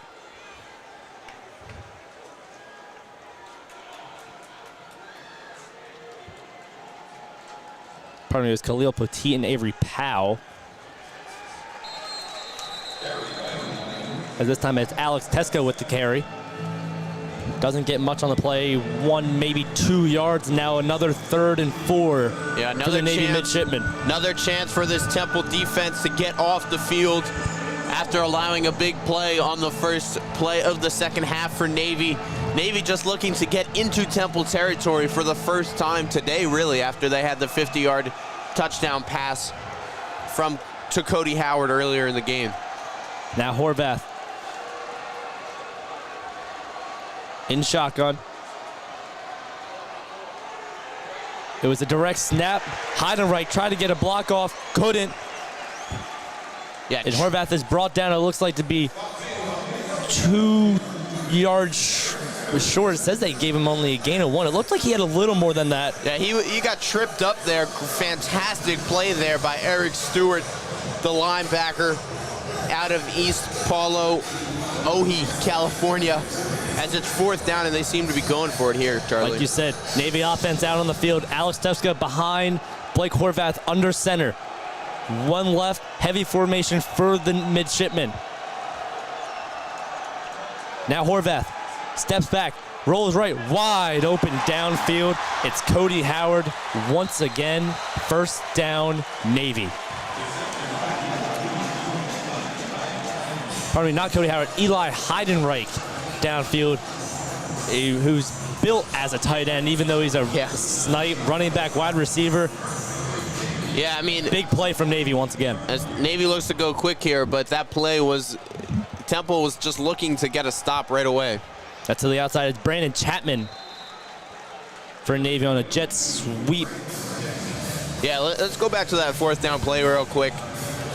Temple so focused on not giving up the 4 yards that they allow Heidenreich to slip out onto the left side of the field, kind of similar to the Kalijah Halloween long play that we saw earlier for the Owls.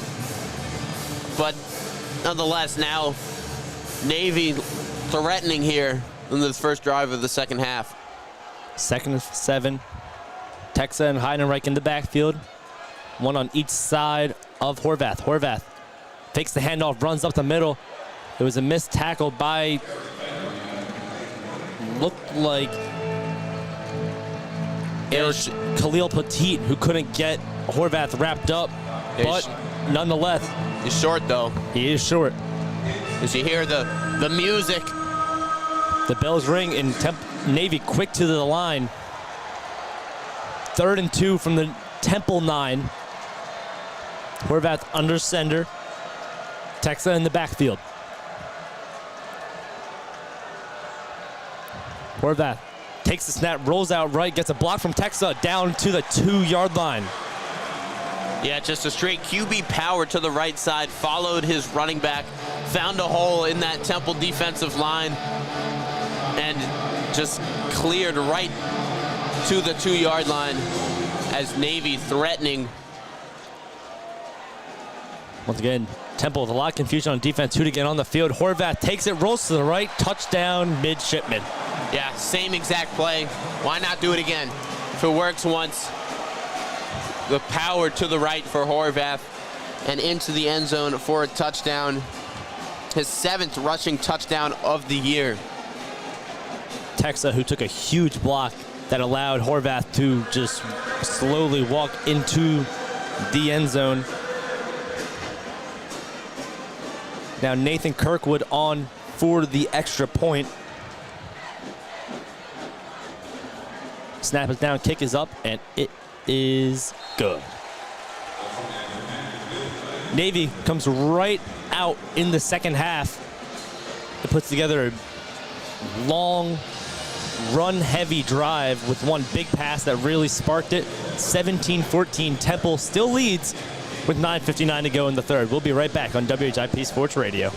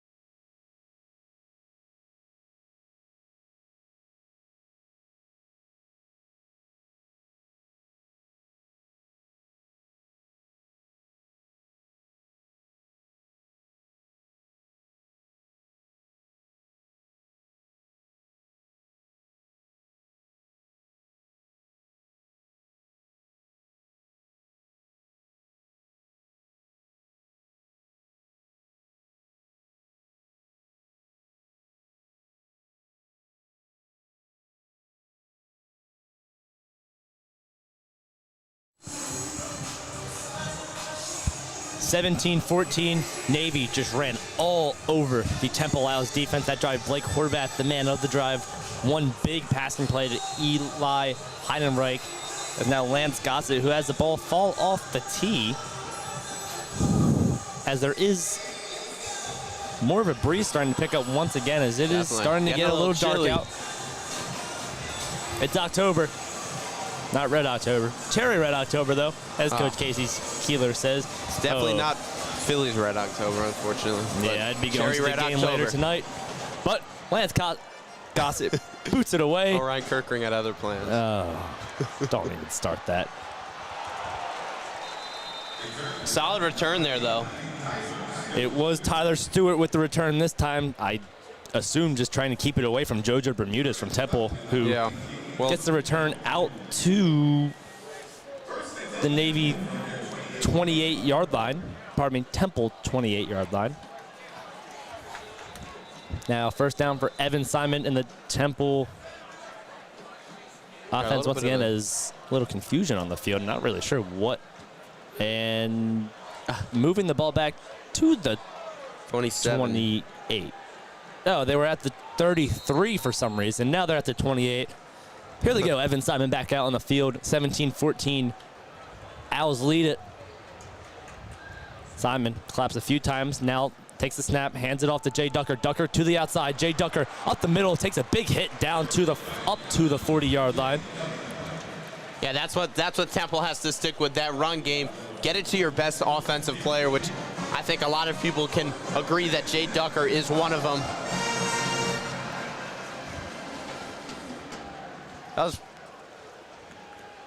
It's a great run for Ducker. Yeah, gain of 12 for the Temple running back, his longest of the day. He's been extending these runs more and more as the game has went on. Now Simon, jet sweep to Colin Chase, pulls it back. Now Evan Simon takes a carry, makes a few men miss, and gets about 5-6 yards on the play. That went from nothing to something. Yeah, I'm not going to lie. I was following Colin Chase. I thought he had the ball the whole play. I've been trained by this Navy offense so well that I'm 100% sure where the ball's going. But, you know, as the replay plays here at Lincoln Financial Field, it looks like Simon ducked under a defender, went left, and then picked up 5 yards there. So great play to make something out of nothing for the Temple quarterback. Now Ducker in the backfield again. This time hands it off. Simon hands it off to Ducker. Ducker to the 50. Now in Navy territory to the 47-yard line. First down, Temple. Yeah, just continuing to move the ball well is this Owls offense. Jay Ducker making a few cuts, finding a hole, and getting the first down.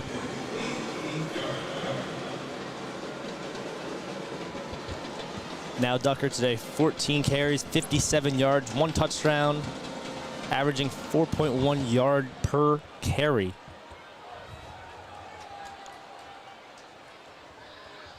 It looks like Hunter Smith in the backfield. It's a fake jet sweep, wide open. Hunter Smith makes a catch on a wheel route downfield inside the Navy 30-yard line at the 27-yard line. Hunter Smith comes in right off the bench after not seeing him for a little bit, and what a great throw read option by Simon. Yeah, great throw on the wheel route to your second running back there, Hunter Smith, and he did his thing. Casey Keeler says, move those chains. Yes, he does. Colin Chase back in motion. A lot of moving parts for this Temple offense this drive. This time, handoff to Hunter Smith. Smith really goes nowhere, is brought down. Gain of 1, if that. Yeah, Smith was stuffed there by that Navy defensive line, who was kind of waiting for that. It was Crane LaFon, along with what seemed to be 3 others. It was... Yeah, LaFond, Mark Anthony Parker, the linebacker as well, was in there. Now Hunter Smith still at the field. 2 right, 1 left for the offense. Smith moves to the other side of Simon, now to his left. Temple moving left to right.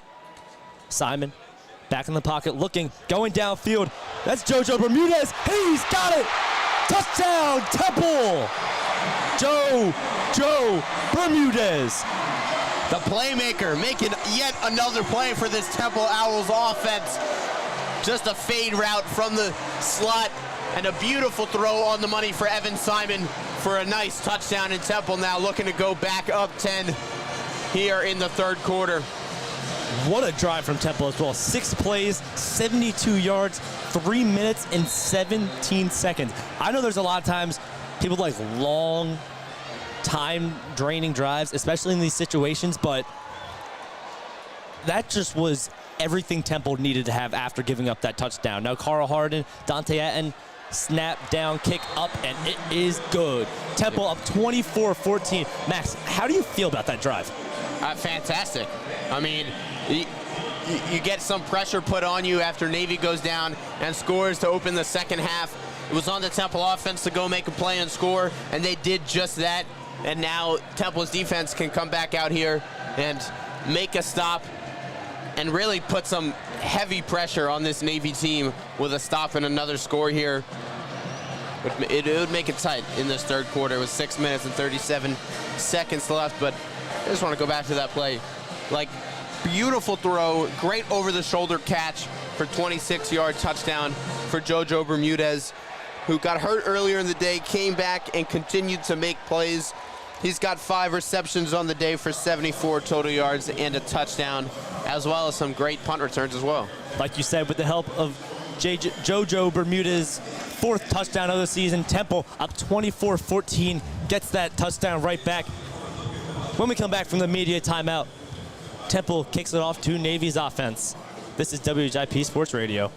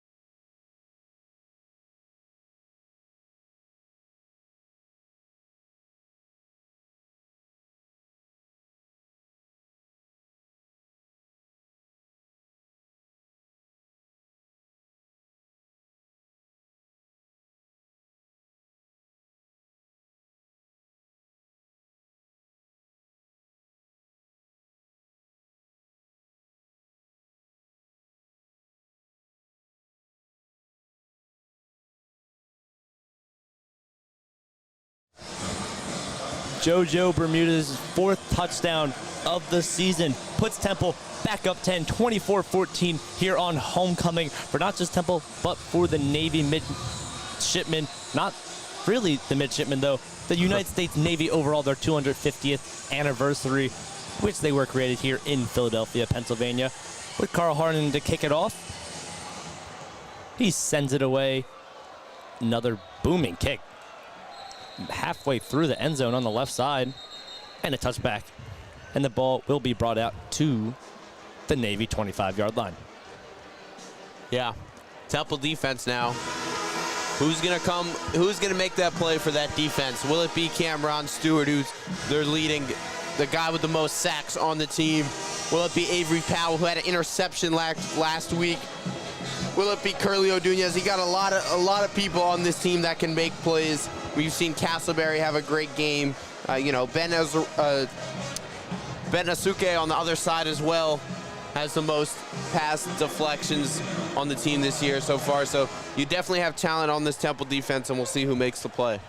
Midshipmen have 38 points in the third quarter of the season, the second half being their most, as right away a handoff to Alex Texa. For Navy, got about a gain of 6 yards on the play. Yeah, tripped up there by Joseph Azune. Like you mentioned, Cameron Stewart looking for a sack today. It's hard to sack this Navy offense. Just constantly moving.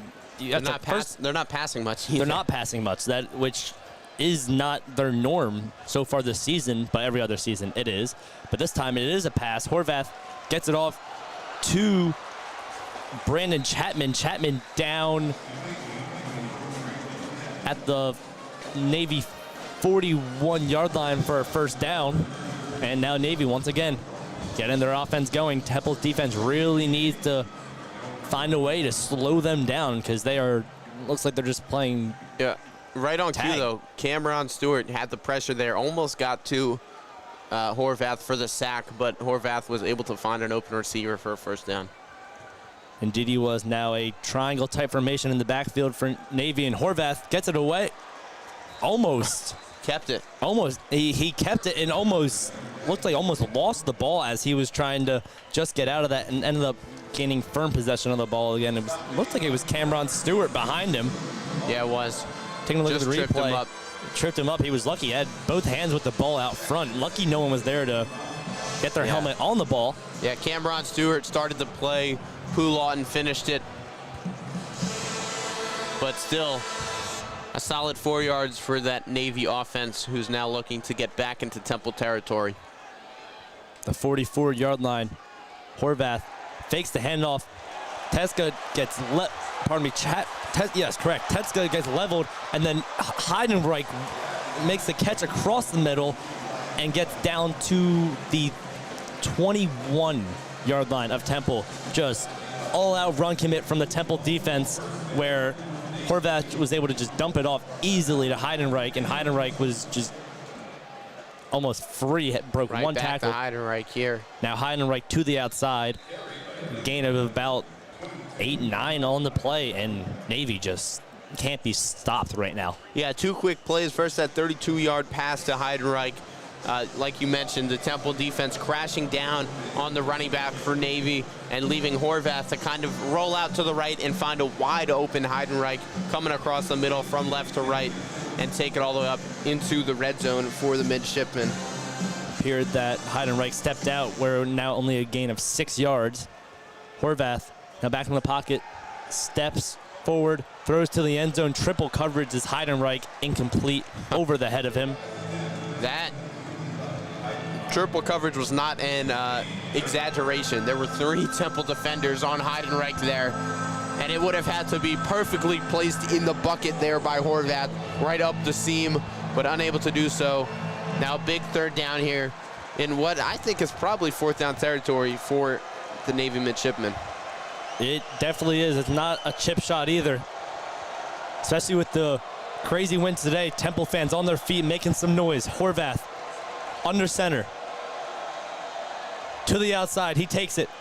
He's going to keep it. Horvath to the 10, to the 5, brought down inside the 5. First down, Navy. Yeah, Horvath is doing everything in this second half for this Temple offense. Passing when he needs to, or just running the ball when he needs to. This time we see Temple Owls, number 10, Ty Davis, go and follow the pitch option, which was number 23 for Navy, but stayed with Horvath and picked up the first down for first and goal. Now Horvath, the toss to the outside to Texa. Texa down inside the 5 at the 2-yard line. Navy not slowing down. It's Avery Powell who made the hard-hitting tackle.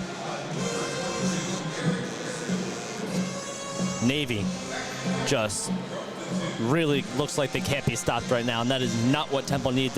Even finishing up with a touchdown to answer their score last time. Yeah, fantastic block there by Number 23, Charles Robinson there for Navy, leading the way there for this Navy offense on that play. Now Horvath under center with Texga in the backfield, hiding right to the left. It's a toss to Texga. Texga to the outside, dives, touchdown, midshipman. Yeah, there it is. Another score by this Navy offense who is not going away, putting the pressure right back on Evan Simon in this Temple offense with an extra point here with a chance to make it a 3-point Temple lead. But Texga, the pitch to the outside, to the left, and he goes right into the end zone for a touchdown. Texga, his 5th rushing touchdown of the year. Usually, he's not that type of player, really, to get a lot of short touchdowns. 3 of his 13 touchdowns have been 60-plus yards this year, so Texga just a lot in of... his career. In his career, pardon me. Not this year, but Texga really... Just keep you on your toes here. Not big plays, but short plays turned into a big drive for the Navy as you midshipmen.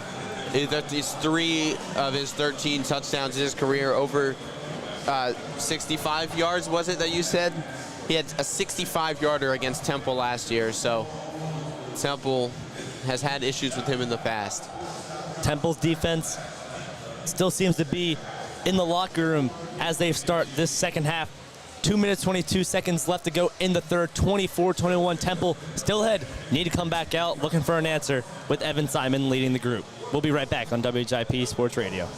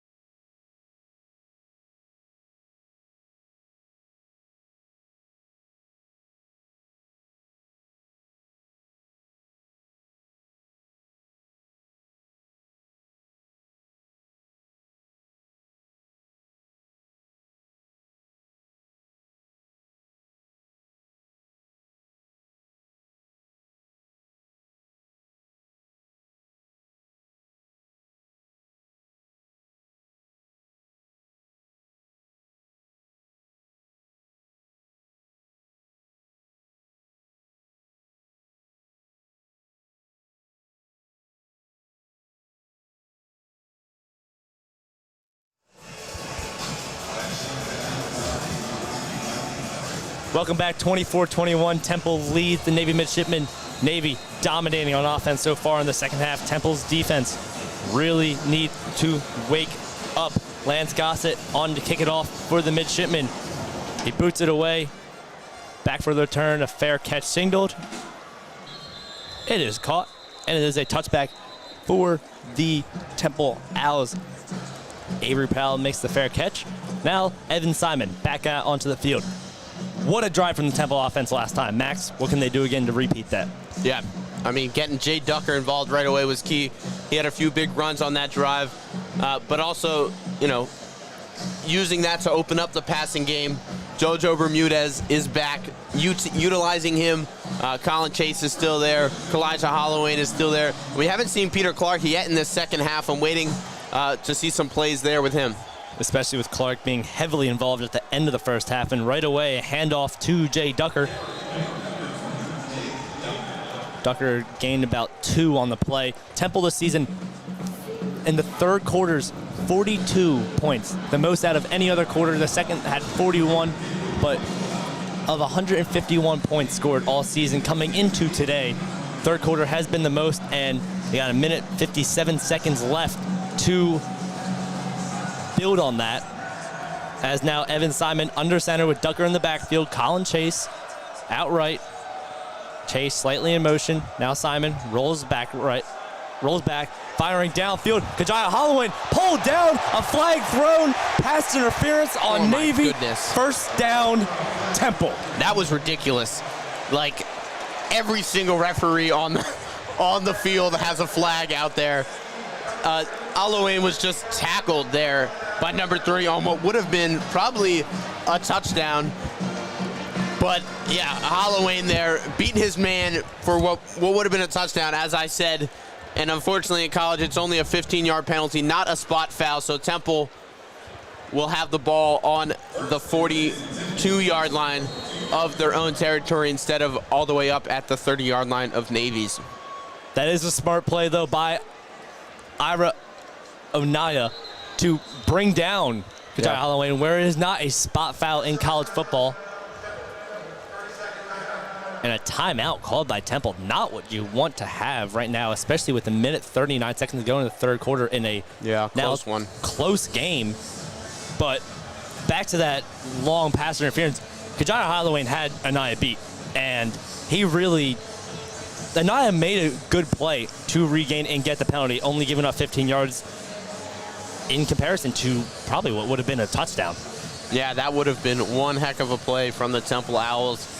But as you mentioned, probably a smart play by Ira Onaya out of Navy, the corner who seems to be all over the football field for Navy so far in this game. But we'll see Temple now talking it over after calling a timeout. They must have just seen something or had some sort of miscommunication that forced them to call this timeout in the third quarter instead of saving it for the fourth in what, like I said, will probably be a close game. It is a close game as of right now. Ball on the Temple 42-yard line. Temple 1 yard away from reaching 400 total yards on offense. That last play would have shattered it. Now Evan Simon back, hands it off to Jay Ducker. Ducker, about a gain of 3 on the play. I mean, that'll get him over 300. Or, sorry, 400. Well, definitely over the 300 mark. 400 yards, correct. So Temple's offense really just dominating today. Despite the defense's first 2 drives out here in the second half, this game really wasn't close throughout the whole time. So the defense really needs to step up, and I bet Casey Keeler's letting them hear it like he did last week against UTSA as well. Yeah, dominating is a good word to use, but I can't stop thinking about that turnover. Now Simon hands it off to Ducker. Ducker to the outside, cuts back at the 45-yard line, keeps breaking tackles down to the 40-yard line, but a flag near the line of scrimmage. And it will be coming back. It's like the first flag of the day. It might be. Really feels like besides that, it might be the first flag on Temple today. Yeah, Ducker to the outside. Just held there by Kalijah Holloway. Probably an unnecessary hold as Ducker kind of had the edge already, but he had the edge and the defender was, even though he wasn't able to turn around, he was behind him. Yeah, that really hurts Temple. Now 2nd and 17 for the Owls. And like I said, I can't stop thinking about that turnover because it's been domination on offense, but Navy's defense made that one play to change the game. And without that turnover, Temple's feeling a whole lot more comfortable right now. Indeed, now Evan Simon in the backfield with Hunter Smith And they're bringing to pressure. his right. They drop out They are of it. bringing pressure. Simon passes, is caught by Vijaya Holloway, almost back to the original line of scrimmage.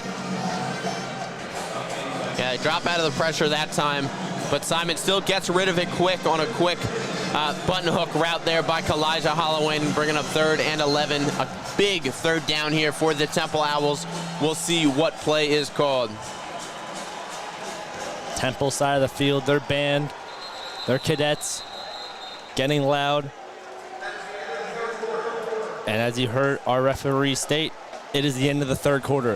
When we come back, so far, biggest 3rd down of the day, 3rd and 11, ball on the Temple 41-yard line, 24-21. Temple leads heading to the 4th quarter. This is WHIP Sports Radio. We'll be right back.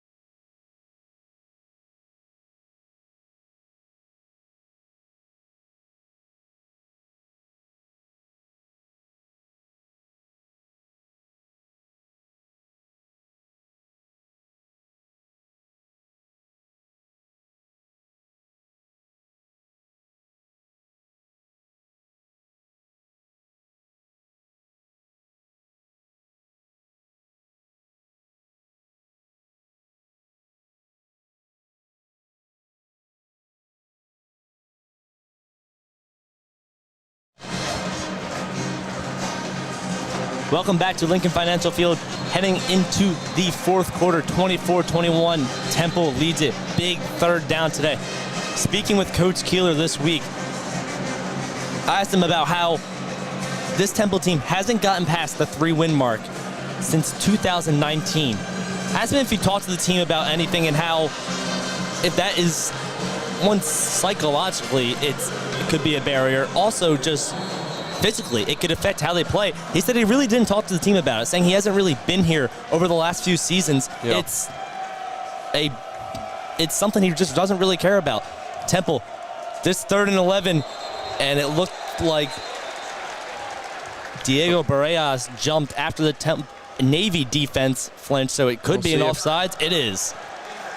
Fantastic choice there by Diego Barajas to react to the to the Navy defensive line movement, because if he doesn't move there, defensive line gets back, then nothing happens. But because he reacted to their jumping offside first, that's a free 5 yards and makes it a whole lot easier now, 3rd and 6 instead of 3rd and 11. Now, in relation to getting that 4th win for Temple, as Coach Killer was saying, their goal is to get to a bowl game. That made that 3rd down a lot shorter for the Temple offense. Now Evan Simon in the backfield with Hunter Smith to his left. Simon looking, fires, pass is low to the ground, incomplete. Incomplete, yeah. The line judge ruled it incomplete.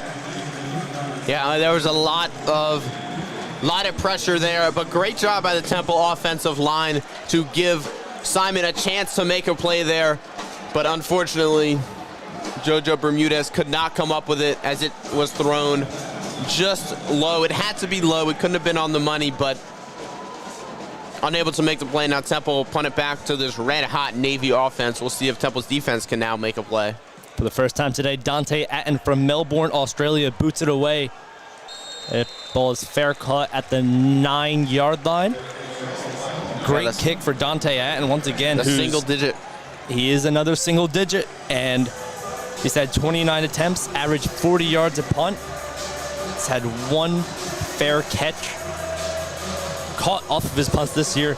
Now that's number 2. That's his 2nd punt inside the 20. Good sign, not really having to punt that much for the Temple Owls, which, hey, if you're a punter, I know you want to touch the field sometimes, but at the same time, do you really want to touch the field? No. No, correct. There's one answer. You really don't want to. Caleb Williams said that, and their punter punted the most in the NFL. But that was a first Horvath, and I don't see any flies on the field. It looked like... Yeah, it did look like there was some movement. A lot of movement. It looked like either the center for Navy, Cam Nichols, snapped the ball. Maybe the rest of the offensive line didn't move, but Temple's defensive line just ran almost through the Navy offensive line, then just stopped running as Horvath got to the outside for about a gain of 6 on the play. Yeah, I was going to say, didn't even seem to matter. Horvath still making something out of nothing, running to the right side for 6 yards. This confused me. I was looking for a flag the whole play. Now, same type of play, but a toss this time to Alex Tetska, who got to the outside. Going to mark him out of bounds, though. Only a short gain, though, of what looks to be... They picked up the first 2. down. No, they did pick up the first down. It looked like they were going to mark him out of bounds short, but Tetska was able to use his size and duck under a few defenders to pick up that first down for the Navy midshipmen. Rattan play the tightrope game. And first down now. Horvath once again moving the Navy offense, setting Heidenreich out left. And it's a handoff to Tetska. Tetska up the middle. Yeah, we'll see if Temple's defense can make the play. As we mentioned, Navy right now up in the turnover battle, but now just running it down the throats of the Temple Owls. This looks like you cannot, you got to be aware of the run for sure, but cannot allow the big play. A big play will change a lot here. Not just the score, but momentum as well. Navy up to 278 total yards on offense, 146 on the ground, looking more like the conventional Navy offense that the country is used to seeing. Now Horvath fakes the handoff to Tetska. Now Horvath to the outside. Blake Horvath up to the 43-yard line of Navy, brought down by Temple's number 31. Yeah, I mean, great play there on the right side by Horvath, and a great stop there by Dante Pollard, the free safety for the Owls, to save a touchdown, really, because if Horvath breaks that free, he's got one-on-one there with Avery Powell, who might have made the play, but you never know. So great tackle. Yes, and Horvath with serious speed, and especially being a big guy, he's not someone easy to take down. So now Navy up to their 43-yard line, 1st and 10. Horvath fakes the handoff, keeps it again. Horvath up the middle, up to the 49-yard line. Into Temple territory. Oh, I'm sorry. No, they marked him down short. I guess his knee was down, so The Up to the Navy. Oh, he 48. 40. Interesting spot. 47.5 yard line. 2nd and 5, though, for Navy, as it seems to be all Blake Horvath now. I think if you're Temple's defense, you got to focus in on Horvath. Always have an eye on him at all times. Thing is, though, this Navy offense is so tricky. That's where you get that surprise deep ball, Yeah. which Jake Norris, their tight end, is down in the bottom towards us on offense. But Horvath, once again, toss to the outside to Heidenreich in a big tackle. Yeah. Dante Pollard makes up for this big tackle, and now a huge, I can't even express how big this third down is. 3rd and 4, ball on the Navy 49-yard line. Yeah, great play there by the Temple defense, by Dante Pollard. The option to the left, we've seen them run this plenty of times today. You had somebody on Horvath, but you also had somebody, and that was Dante Pollard in this case, coming down and focusing on Eli Heidenreich as well.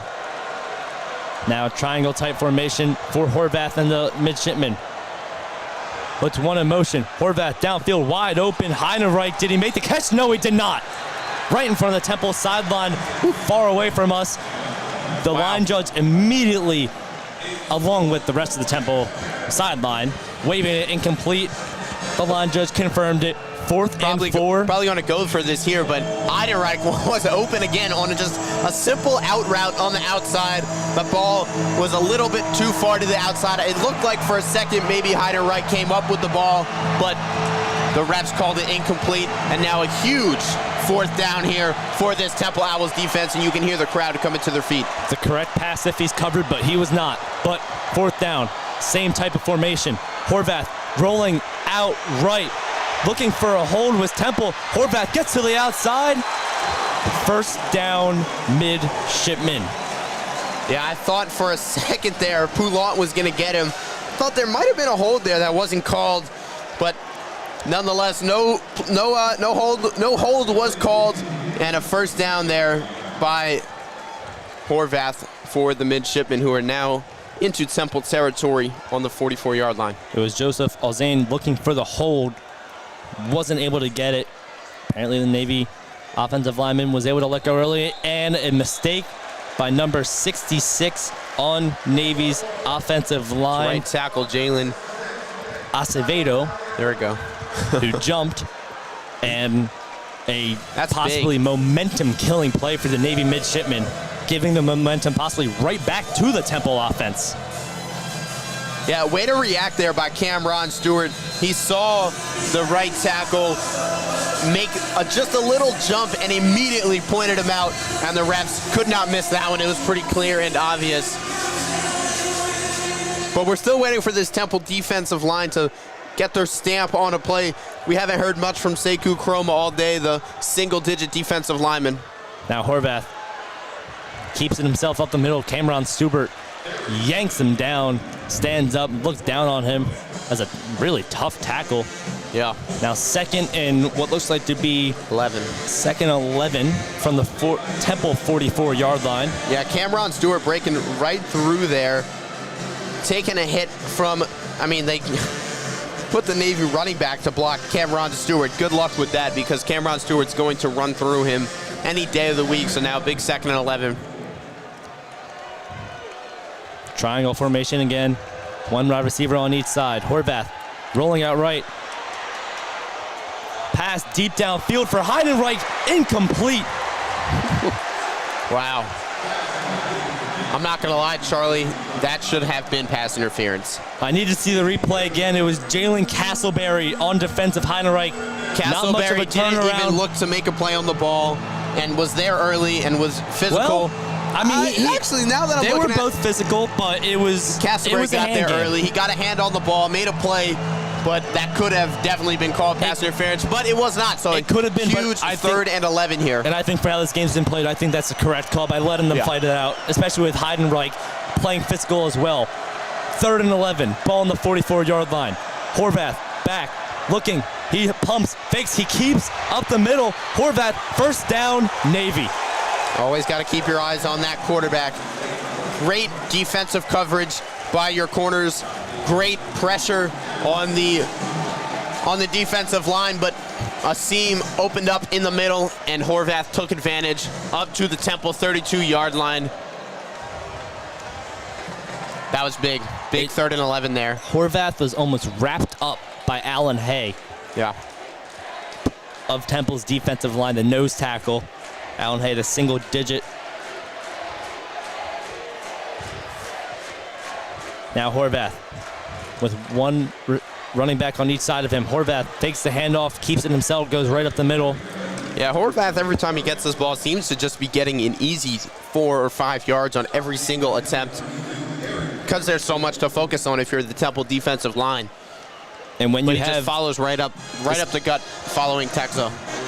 Yeah, that's the thing. You like took the words out of my mouth. When you have a running back that's got a lot of speed going up the middle, half the time you think he has the ball, and then all of a sudden you have another big body behind him, yeah. of Horvath taking the ball. He's going to get positive yardage, and that's why this Navy offense is so dangerous, up to 328 total yards on the day, with 196 on the ground, near 200 now.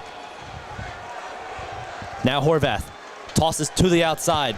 Number 23 for Navy is brought down.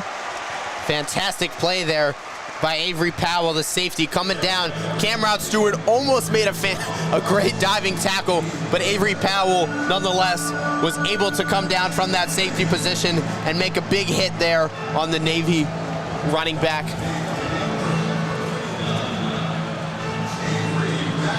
It was Charles Robinson for Navy. Robinson's his first touch of the day today. Now another huge 3rd down, 3rd and 3. Likely 4th down territory. It would be a long field goal to tie it. But Horvath, running back on each side. Horvath hands it off. Oh my. Almost a pass. Froze me. I was terrified what we were about to see.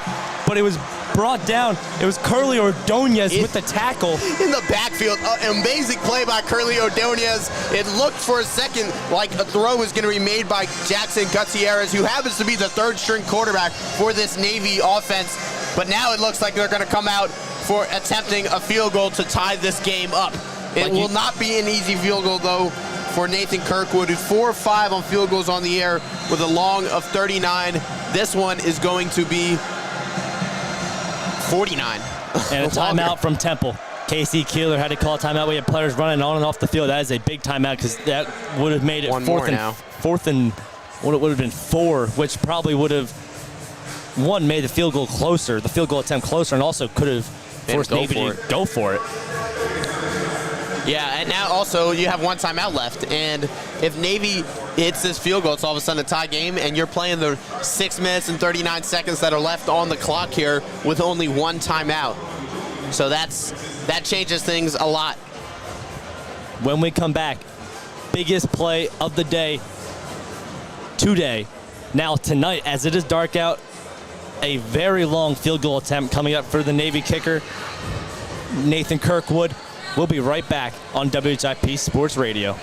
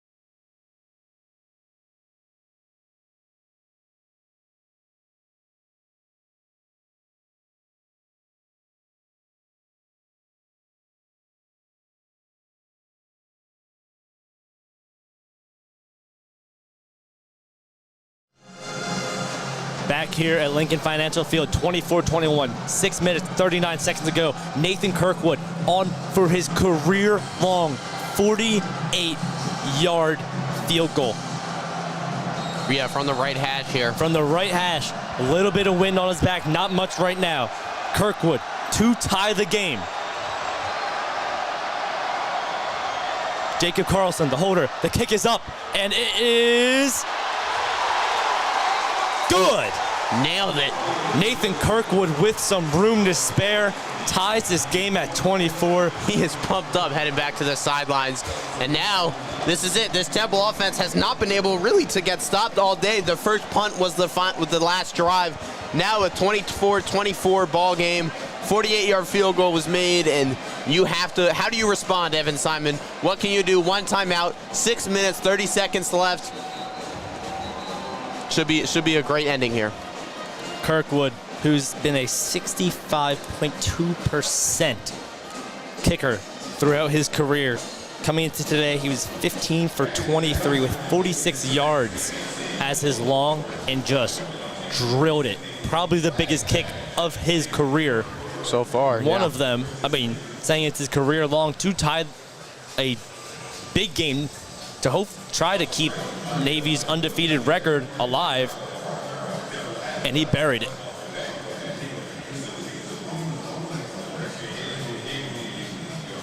(24-24), 6 minutes, 34 seconds left. 408 total yards for the Temple offense, 324 for the Navy midshipmen on the offensive side of the ball. Their rush game, 192 yards now overall, has just exploded. Temple's offense was looking a little better than the first few drives here in the second half, but we're able to hold them to a field goal, and just Kirkwood just came out and had the kick of his life. Yeah, no doubt about it. This crowd is into it. For those that are still here, 7 o'clock Eastern time. The lights shine down on Lincoln Financial Field. Feels like a big game.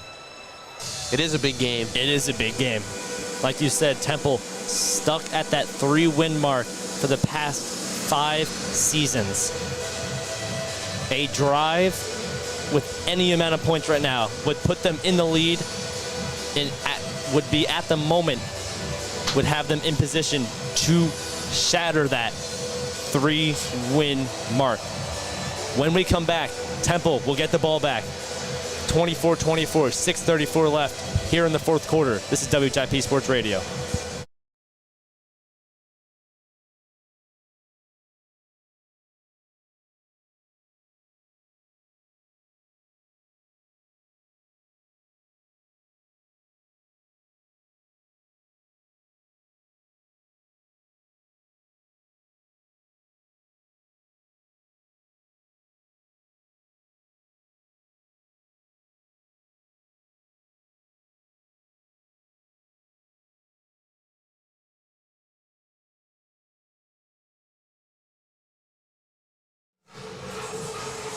Welcome back to Lincoln Financial Field, 24-24. It is homecoming for both the Temple Owls and the United States Navy.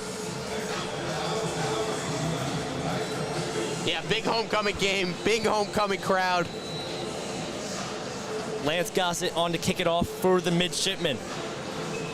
Tyler Stewart, Avery Powell back for the return.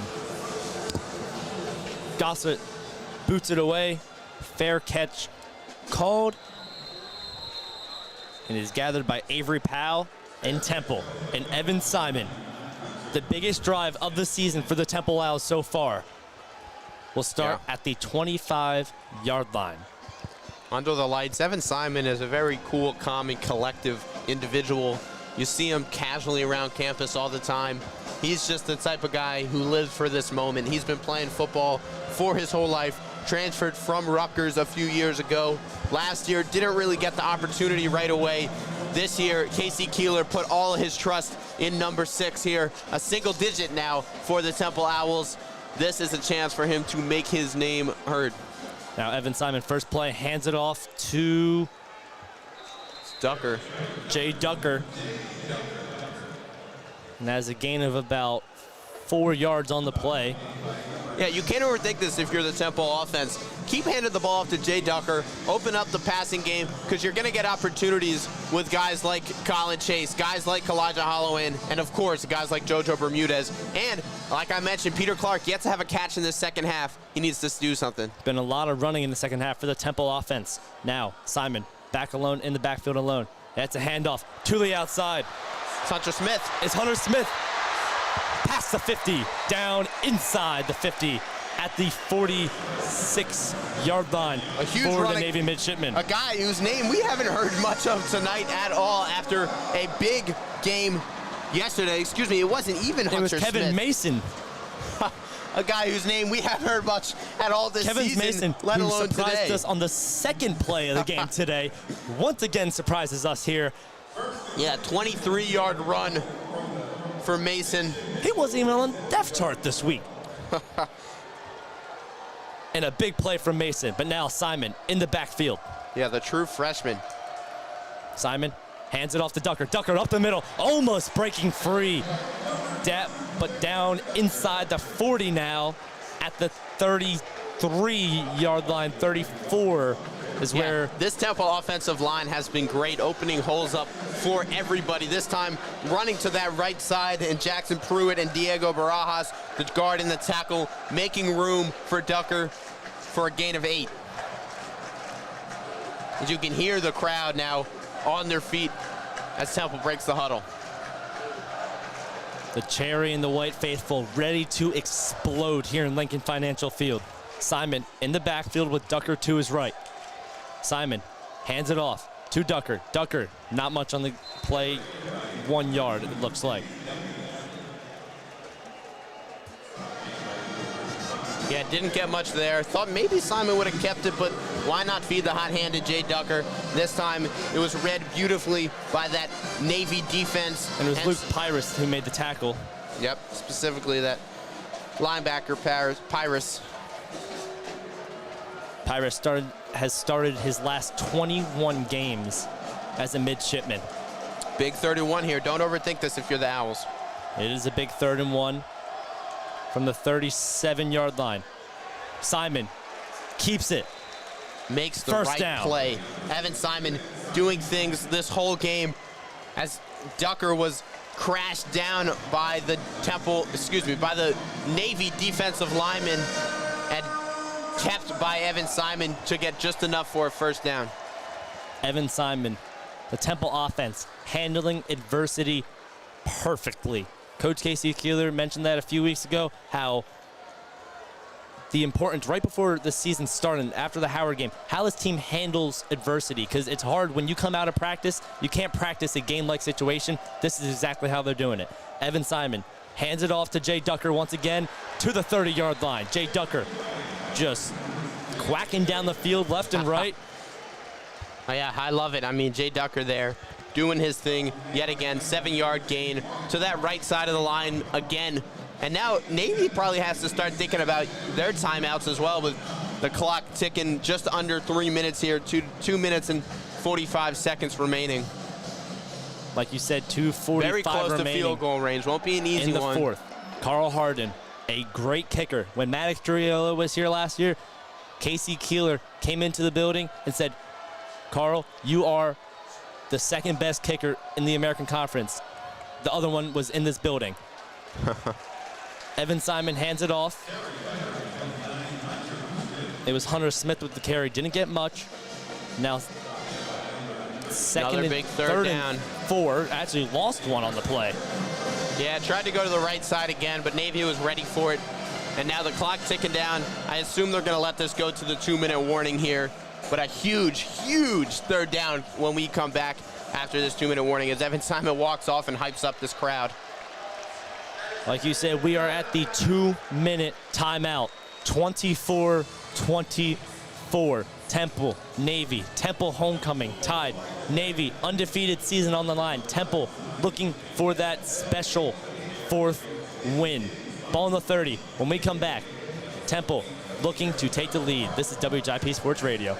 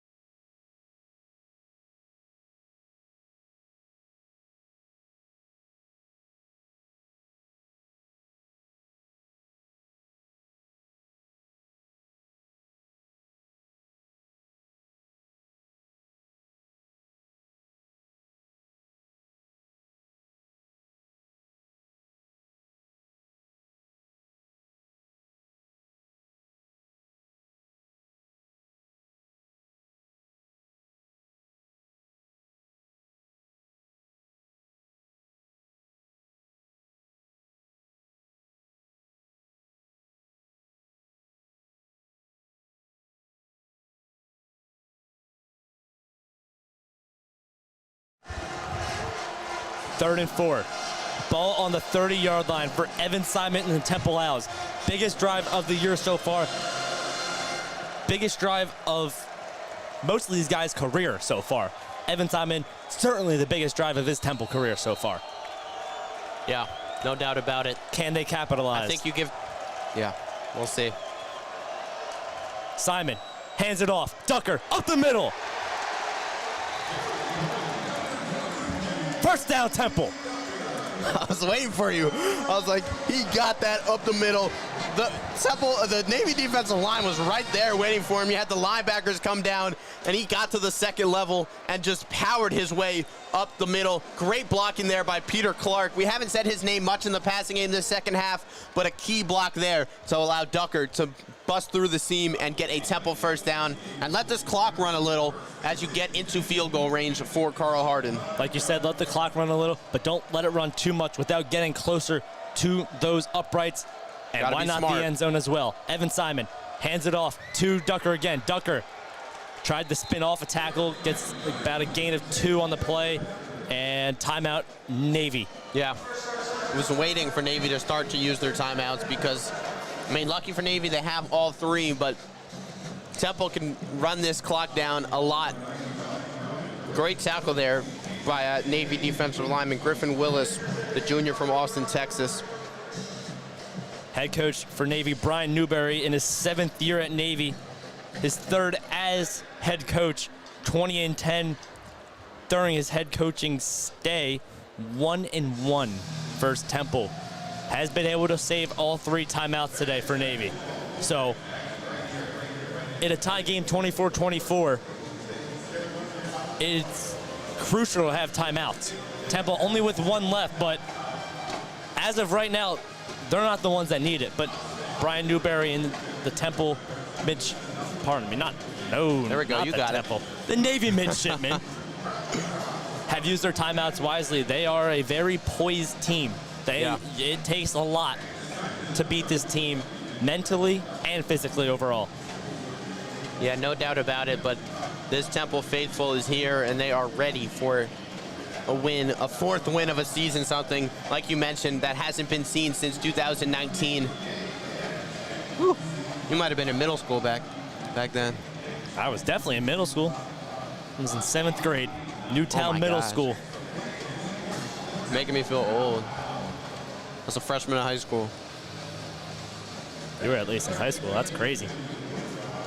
When we come back, though, 24-24, minute 23 seconds to go. Ball on the 23-yard line, 2nd and 8 for the Temple offense. This is WHIP Sports Radio. We'll be right back.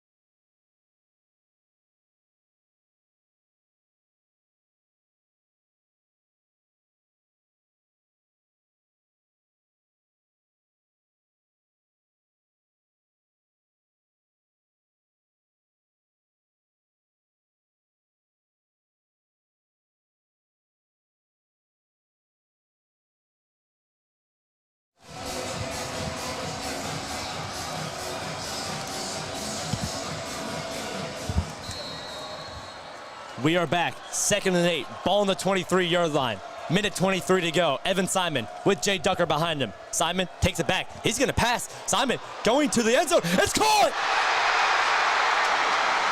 down at the 1 yard line. Flags But on a the play flag as well. on the play It's going to be has defensive to be pass interference. Wow. What a It was call. Kajaya Holloway that made the catch. I don't even know how the ball got to him. I don't know why they're passing the ball. But it is a pass Defensive pass interference on the defense. Oh man, It what? did not matter. A little back shoulder fade going towards the end zone. Holloway takes the contact, gets the catch, and gets his feet down at the 1 yard line. Ira Wow. Anaya on Kajaya Holloway. Anaya, who's had That's his second pass interference call against him. The first one was Brutal. The first one was a great play for him. That one, though, that's where he really needed to bring him down. Well, Instead now of- a huge now the first ball and at goal. the 1 yard line. Evan Simon hyping the crowd up instead of quieting it down. Hunter Smith in the backfield. No, pardon me. Jay Tucker hands it up the middle. Touchdown, Temple. Jay Tucker and this Temple offense. Wow, what a drive by this Temple offense to score with 1:16 remaining. You just got to stop the big plays now on defense. But Evan Simon said, I'm here, I'm ready to go. And Jay Tucker did almost everything that drive as well. Fantastic by that offensive line the whole time, up the middle and in for 6. Now, most importantly, the extra point. Dante Atten with the hold, Carl Harden to bang it through the uprights. Snap, down, kick is up, and it is perfect. Carl Harden bangs it through. 7-point game. Minute 16 remaining. Temple, like we've mentioned, hasn't gotten past the 3-win mark since 2019. They are 1 minute and 16 seconds away from passing that. Yeah, and ending the undefeated chances for Navy here, but wow, what a drive. There's really no other way to put it, as now it's going to come down to this Temple defense. Navy, Brian Newell, and this Navy offense. Offense coordinator, Drew Cronick, working with 2 timeouts. Depending where they get the ball after this kickoff, Temple with 1 timeout, down 7. The question is, can they get Yeah, to the end zone? We've been talking about it all day. Who is going to be the Temple defender to make the play? Like I said, we have not heard much from single-digit Sekou Chroma today. Cameron Stewart is another guy that we always talk about. Who is it going to be that's going to make the deciding play? Carl Harden kicking right to left, kicks it on the tee in the end zone towards the sideline. I think everyone held their breath for a second as that ball was fading a little bit to the left, but a touchback nonetheless. Ball on the 25-yard line. Here comes Blake Horvath and the strong, especially second half, rushing offense for the Navy midshipmen. Homecoming for the Temple Owls. The whole side behind the Temple sideline on their feet. Band playing. 1st and 10. Ball on the 25-yard line. Horvath. Back in the pocket. Looking. He's hit. The ball is free. Picked up by Temple. They wave. There's a whistle blown. Oh, Incomplete. my goodness. We talk about who's going to make the play. They're calling this incomplete, which is shockingly surprising from me, but it was. The play was made there by Tyree Aluu, the defensive, by number 45 on the defense, but they're going to call it incomplete. I don't know about that.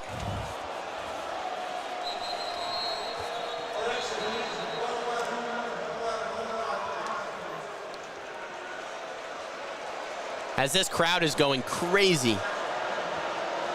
I thought I heard a whistle because it was so loud in here, and it just got even louder. Yeah, The bell's Charles going Calhoun off. makes the play there. 1 minute. Still, though, 11 seconds ago, 2nd and 10. And they can't get something right with the play clock. It's too loud in here. It is too loud in here. This hasn't happened in the Lincoln when it's covered in cherry and white in a while. Blake Horvath now, back in the pocket, looking. He gets hit again, throws downfield for Heidenreich, incomplete, and flags come in. Yeah, that one, this is going to be interesting because there was really no, in my opinion, no play on the ball there was made by Avery Powell, who committed the foul. But that ball was not... It might have been called on Ben Osweke. No, it was called on Powell. Osweke was there, but Powell ran into Heidenreich. But as we mentioned earlier, a 15-yard penalty instead of a spot foul. But still, now Navy on the 40-yard line after 2 big plays to start. It'll be 1st and 10 Navy. The underthrow of Horvath caused that penalty because I don't think anyone knew that ball was coming to him. But now Horvath rolls out left, throwing downfield. Jump ball incomplete. Off the hands of wide receiver Nathan Kent for the midshipman.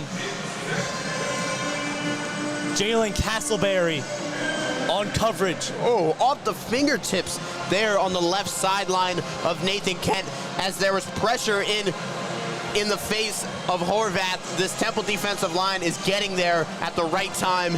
And now a 2nd and 10 with a minute left in this game. Under a minute left, 59 seconds to go. Horvath back in the pocket, looking. He's hit again. Throw over to Heidenreich, who was able to break off of his man Ben Osweke, but the throw was out of bounds. The pressure, the biggest third down of the day. Temple. We've said that a lot. Just when we think third downs couldn't get bigger. They get bigger and bigger and bigger. And every play this drive so far, like you were about to mention, they've gotten pressure. Yeah, and that's key. That's key because Heidenreich was open there, but the pressure caused an error throw by Horvath.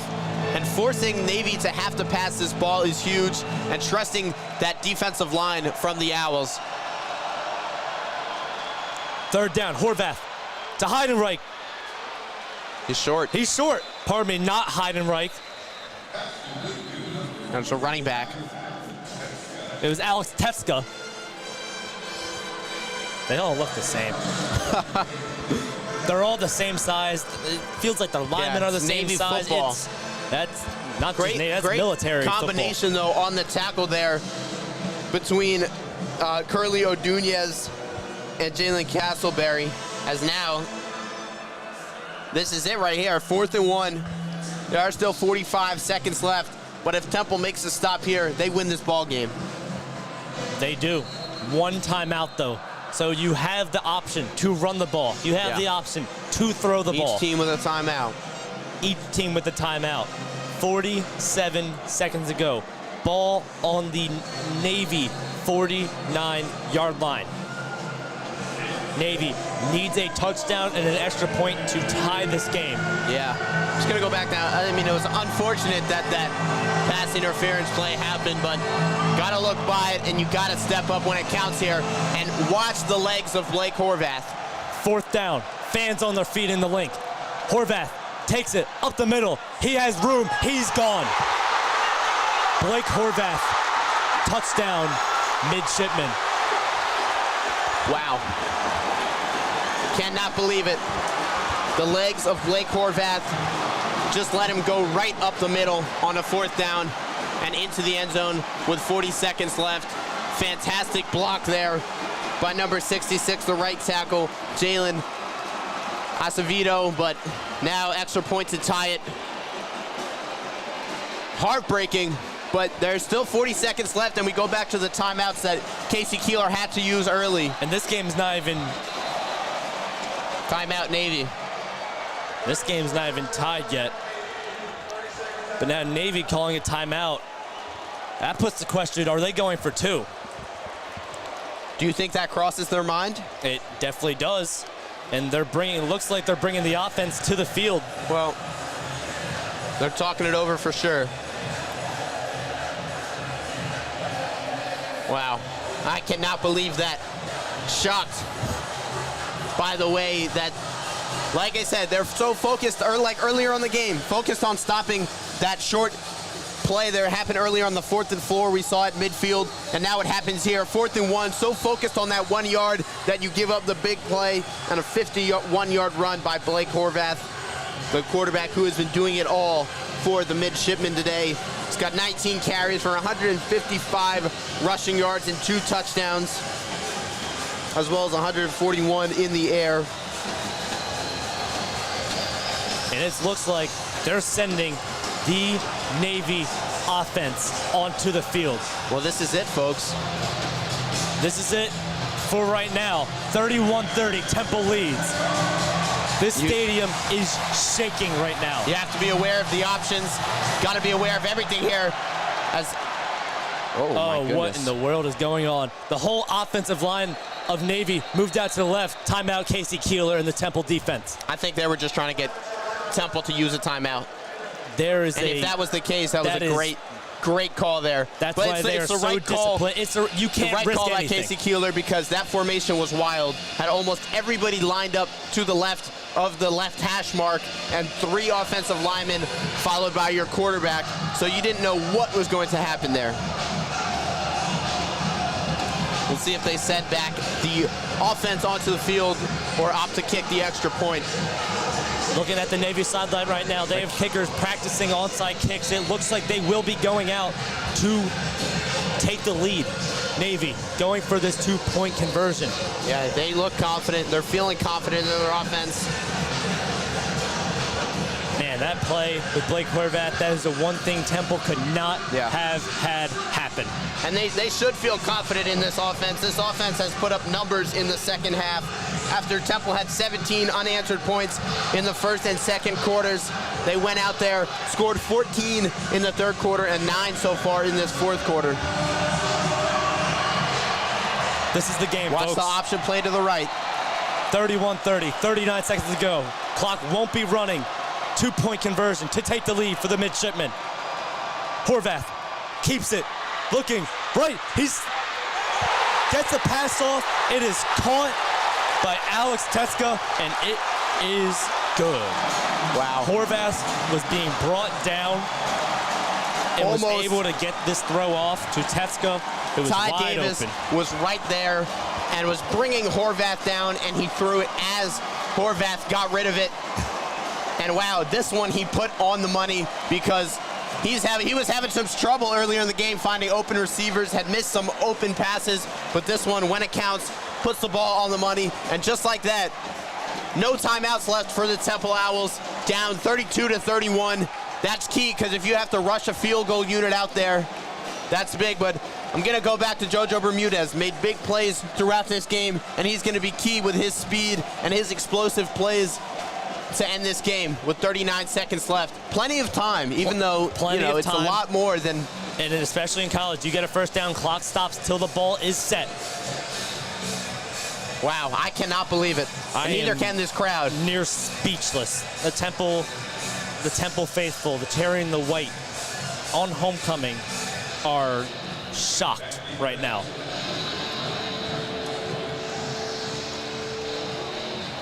A 5-play, 75-yard drive, capped off by a massive Blake Horvath touchdown run. Yeah, Navy outscoring Temple in the second half, 25-14. Everybody is on their feet in this stadium, both sides, both the Navy side and the Temple side, as this is going to come down to the wire.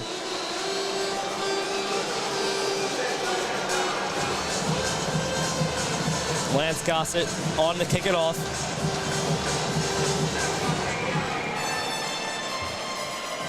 Avery Powell and Tyler Stewart back.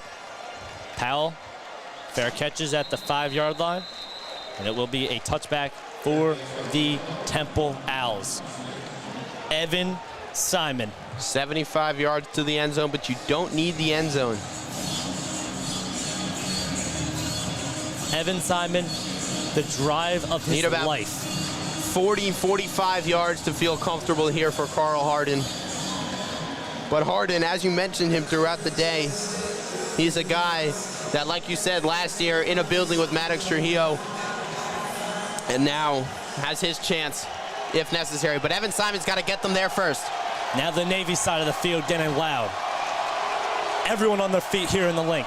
Simon snaps under pressure, gets it off to Peter Clark, inbounds. Gotta go. At the 35-yard line, didn't get a first down, parted at the 37, clock running, 25 to go. Simon in the backfield, he's looking, fires, passes caught, Kajai Holloway, first down, clock stops till the ball's set. Great for him to just sit. He knew he was only gonna get maybe about 3 or 4 more yards after that, so he just sat down knowing the clock was going to stop until it was set. Now what do we got going on here? Spikes the ball.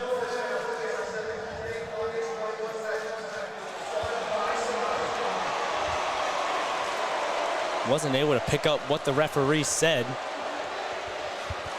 The play clock wasn't the play clock Added wasn't 3 more set. The seconds clock on. went back 3 seconds, which gives now Temple a chance to run a play. They do snap it, takes away, it's 1st and 10. Passes caught, Kajai Holloway, first down Temple. Depending where the spot is. Short. Oh no, they spotted for second. Oh, go. That's a terrible spot. 6 seconds to go. Simon back. This might be the last play. Passes caught. Holloway. First down Temple with 2 seconds to go. There's still a few seconds left to go on the clock. Navy is running out onto the field. The refs are pushing them back. This game is not over yet. Some time. The clock should be stopped. That marking. There's 1 second. Oh boy, oh boy, oh boy. Evan Simon staying out there. Simon on the field. Temple needs to snap the ball. They snap it. Simon rolling out left. The final play. Simon heaves. Does nowhere. not have enough on it. Incomplete. The ball game is over. Disaster strikes for the Temple Owls as the Navy midshipmen are 6-0 as Temple falls to 3-3 on homecoming. Simon crouched down at midfield in complete shock. Wow. Coach Casey Keeler chasing the referees off the field. Casey Keeler is not happy, but ultimately it's a Temple loss and a Navy win, and a win that Navy earned. It's unfortunate, heartbreaking fashion here on homecoming weekend here in South Philadelphia for the Owls. But wow, Blake Horvath in that 51-yard run. The defense did what they could, but ultimately unable to come up with a win. And heartbreaking fashion for the Owls, who will now have to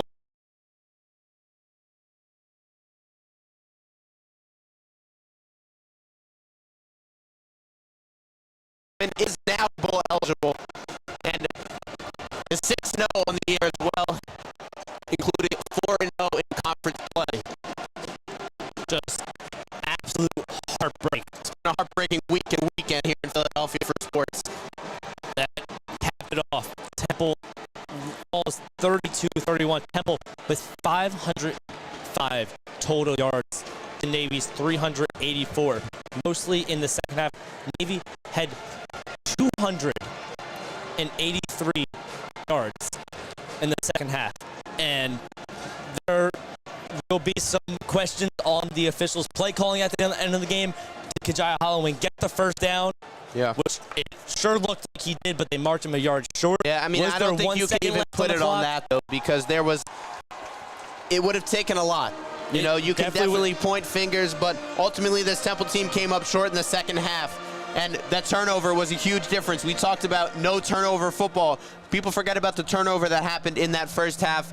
But nonetheless, Navy came out here and fought for a win, a hard-fought win for this Navy football team, and a good Navy football team. But this showed Temple can't hang. They are right there, and they are on the right track to do good things for a football program, again, in North Philly.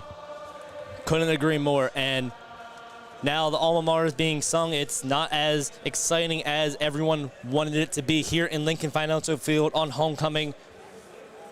That's going to do it for us today, though. Alongside our producer, Lillian Prieto, along with my partner, Max Blakelock, I'm Charlie Halleckman. Temple falls to Navy 32-31, falling to 3-3 on the year, while the Navy midshipmen jump out to a 6-0 start. Thank you, everybody, for listening. Have a great week. And let's go, Owls. And this is the WHIP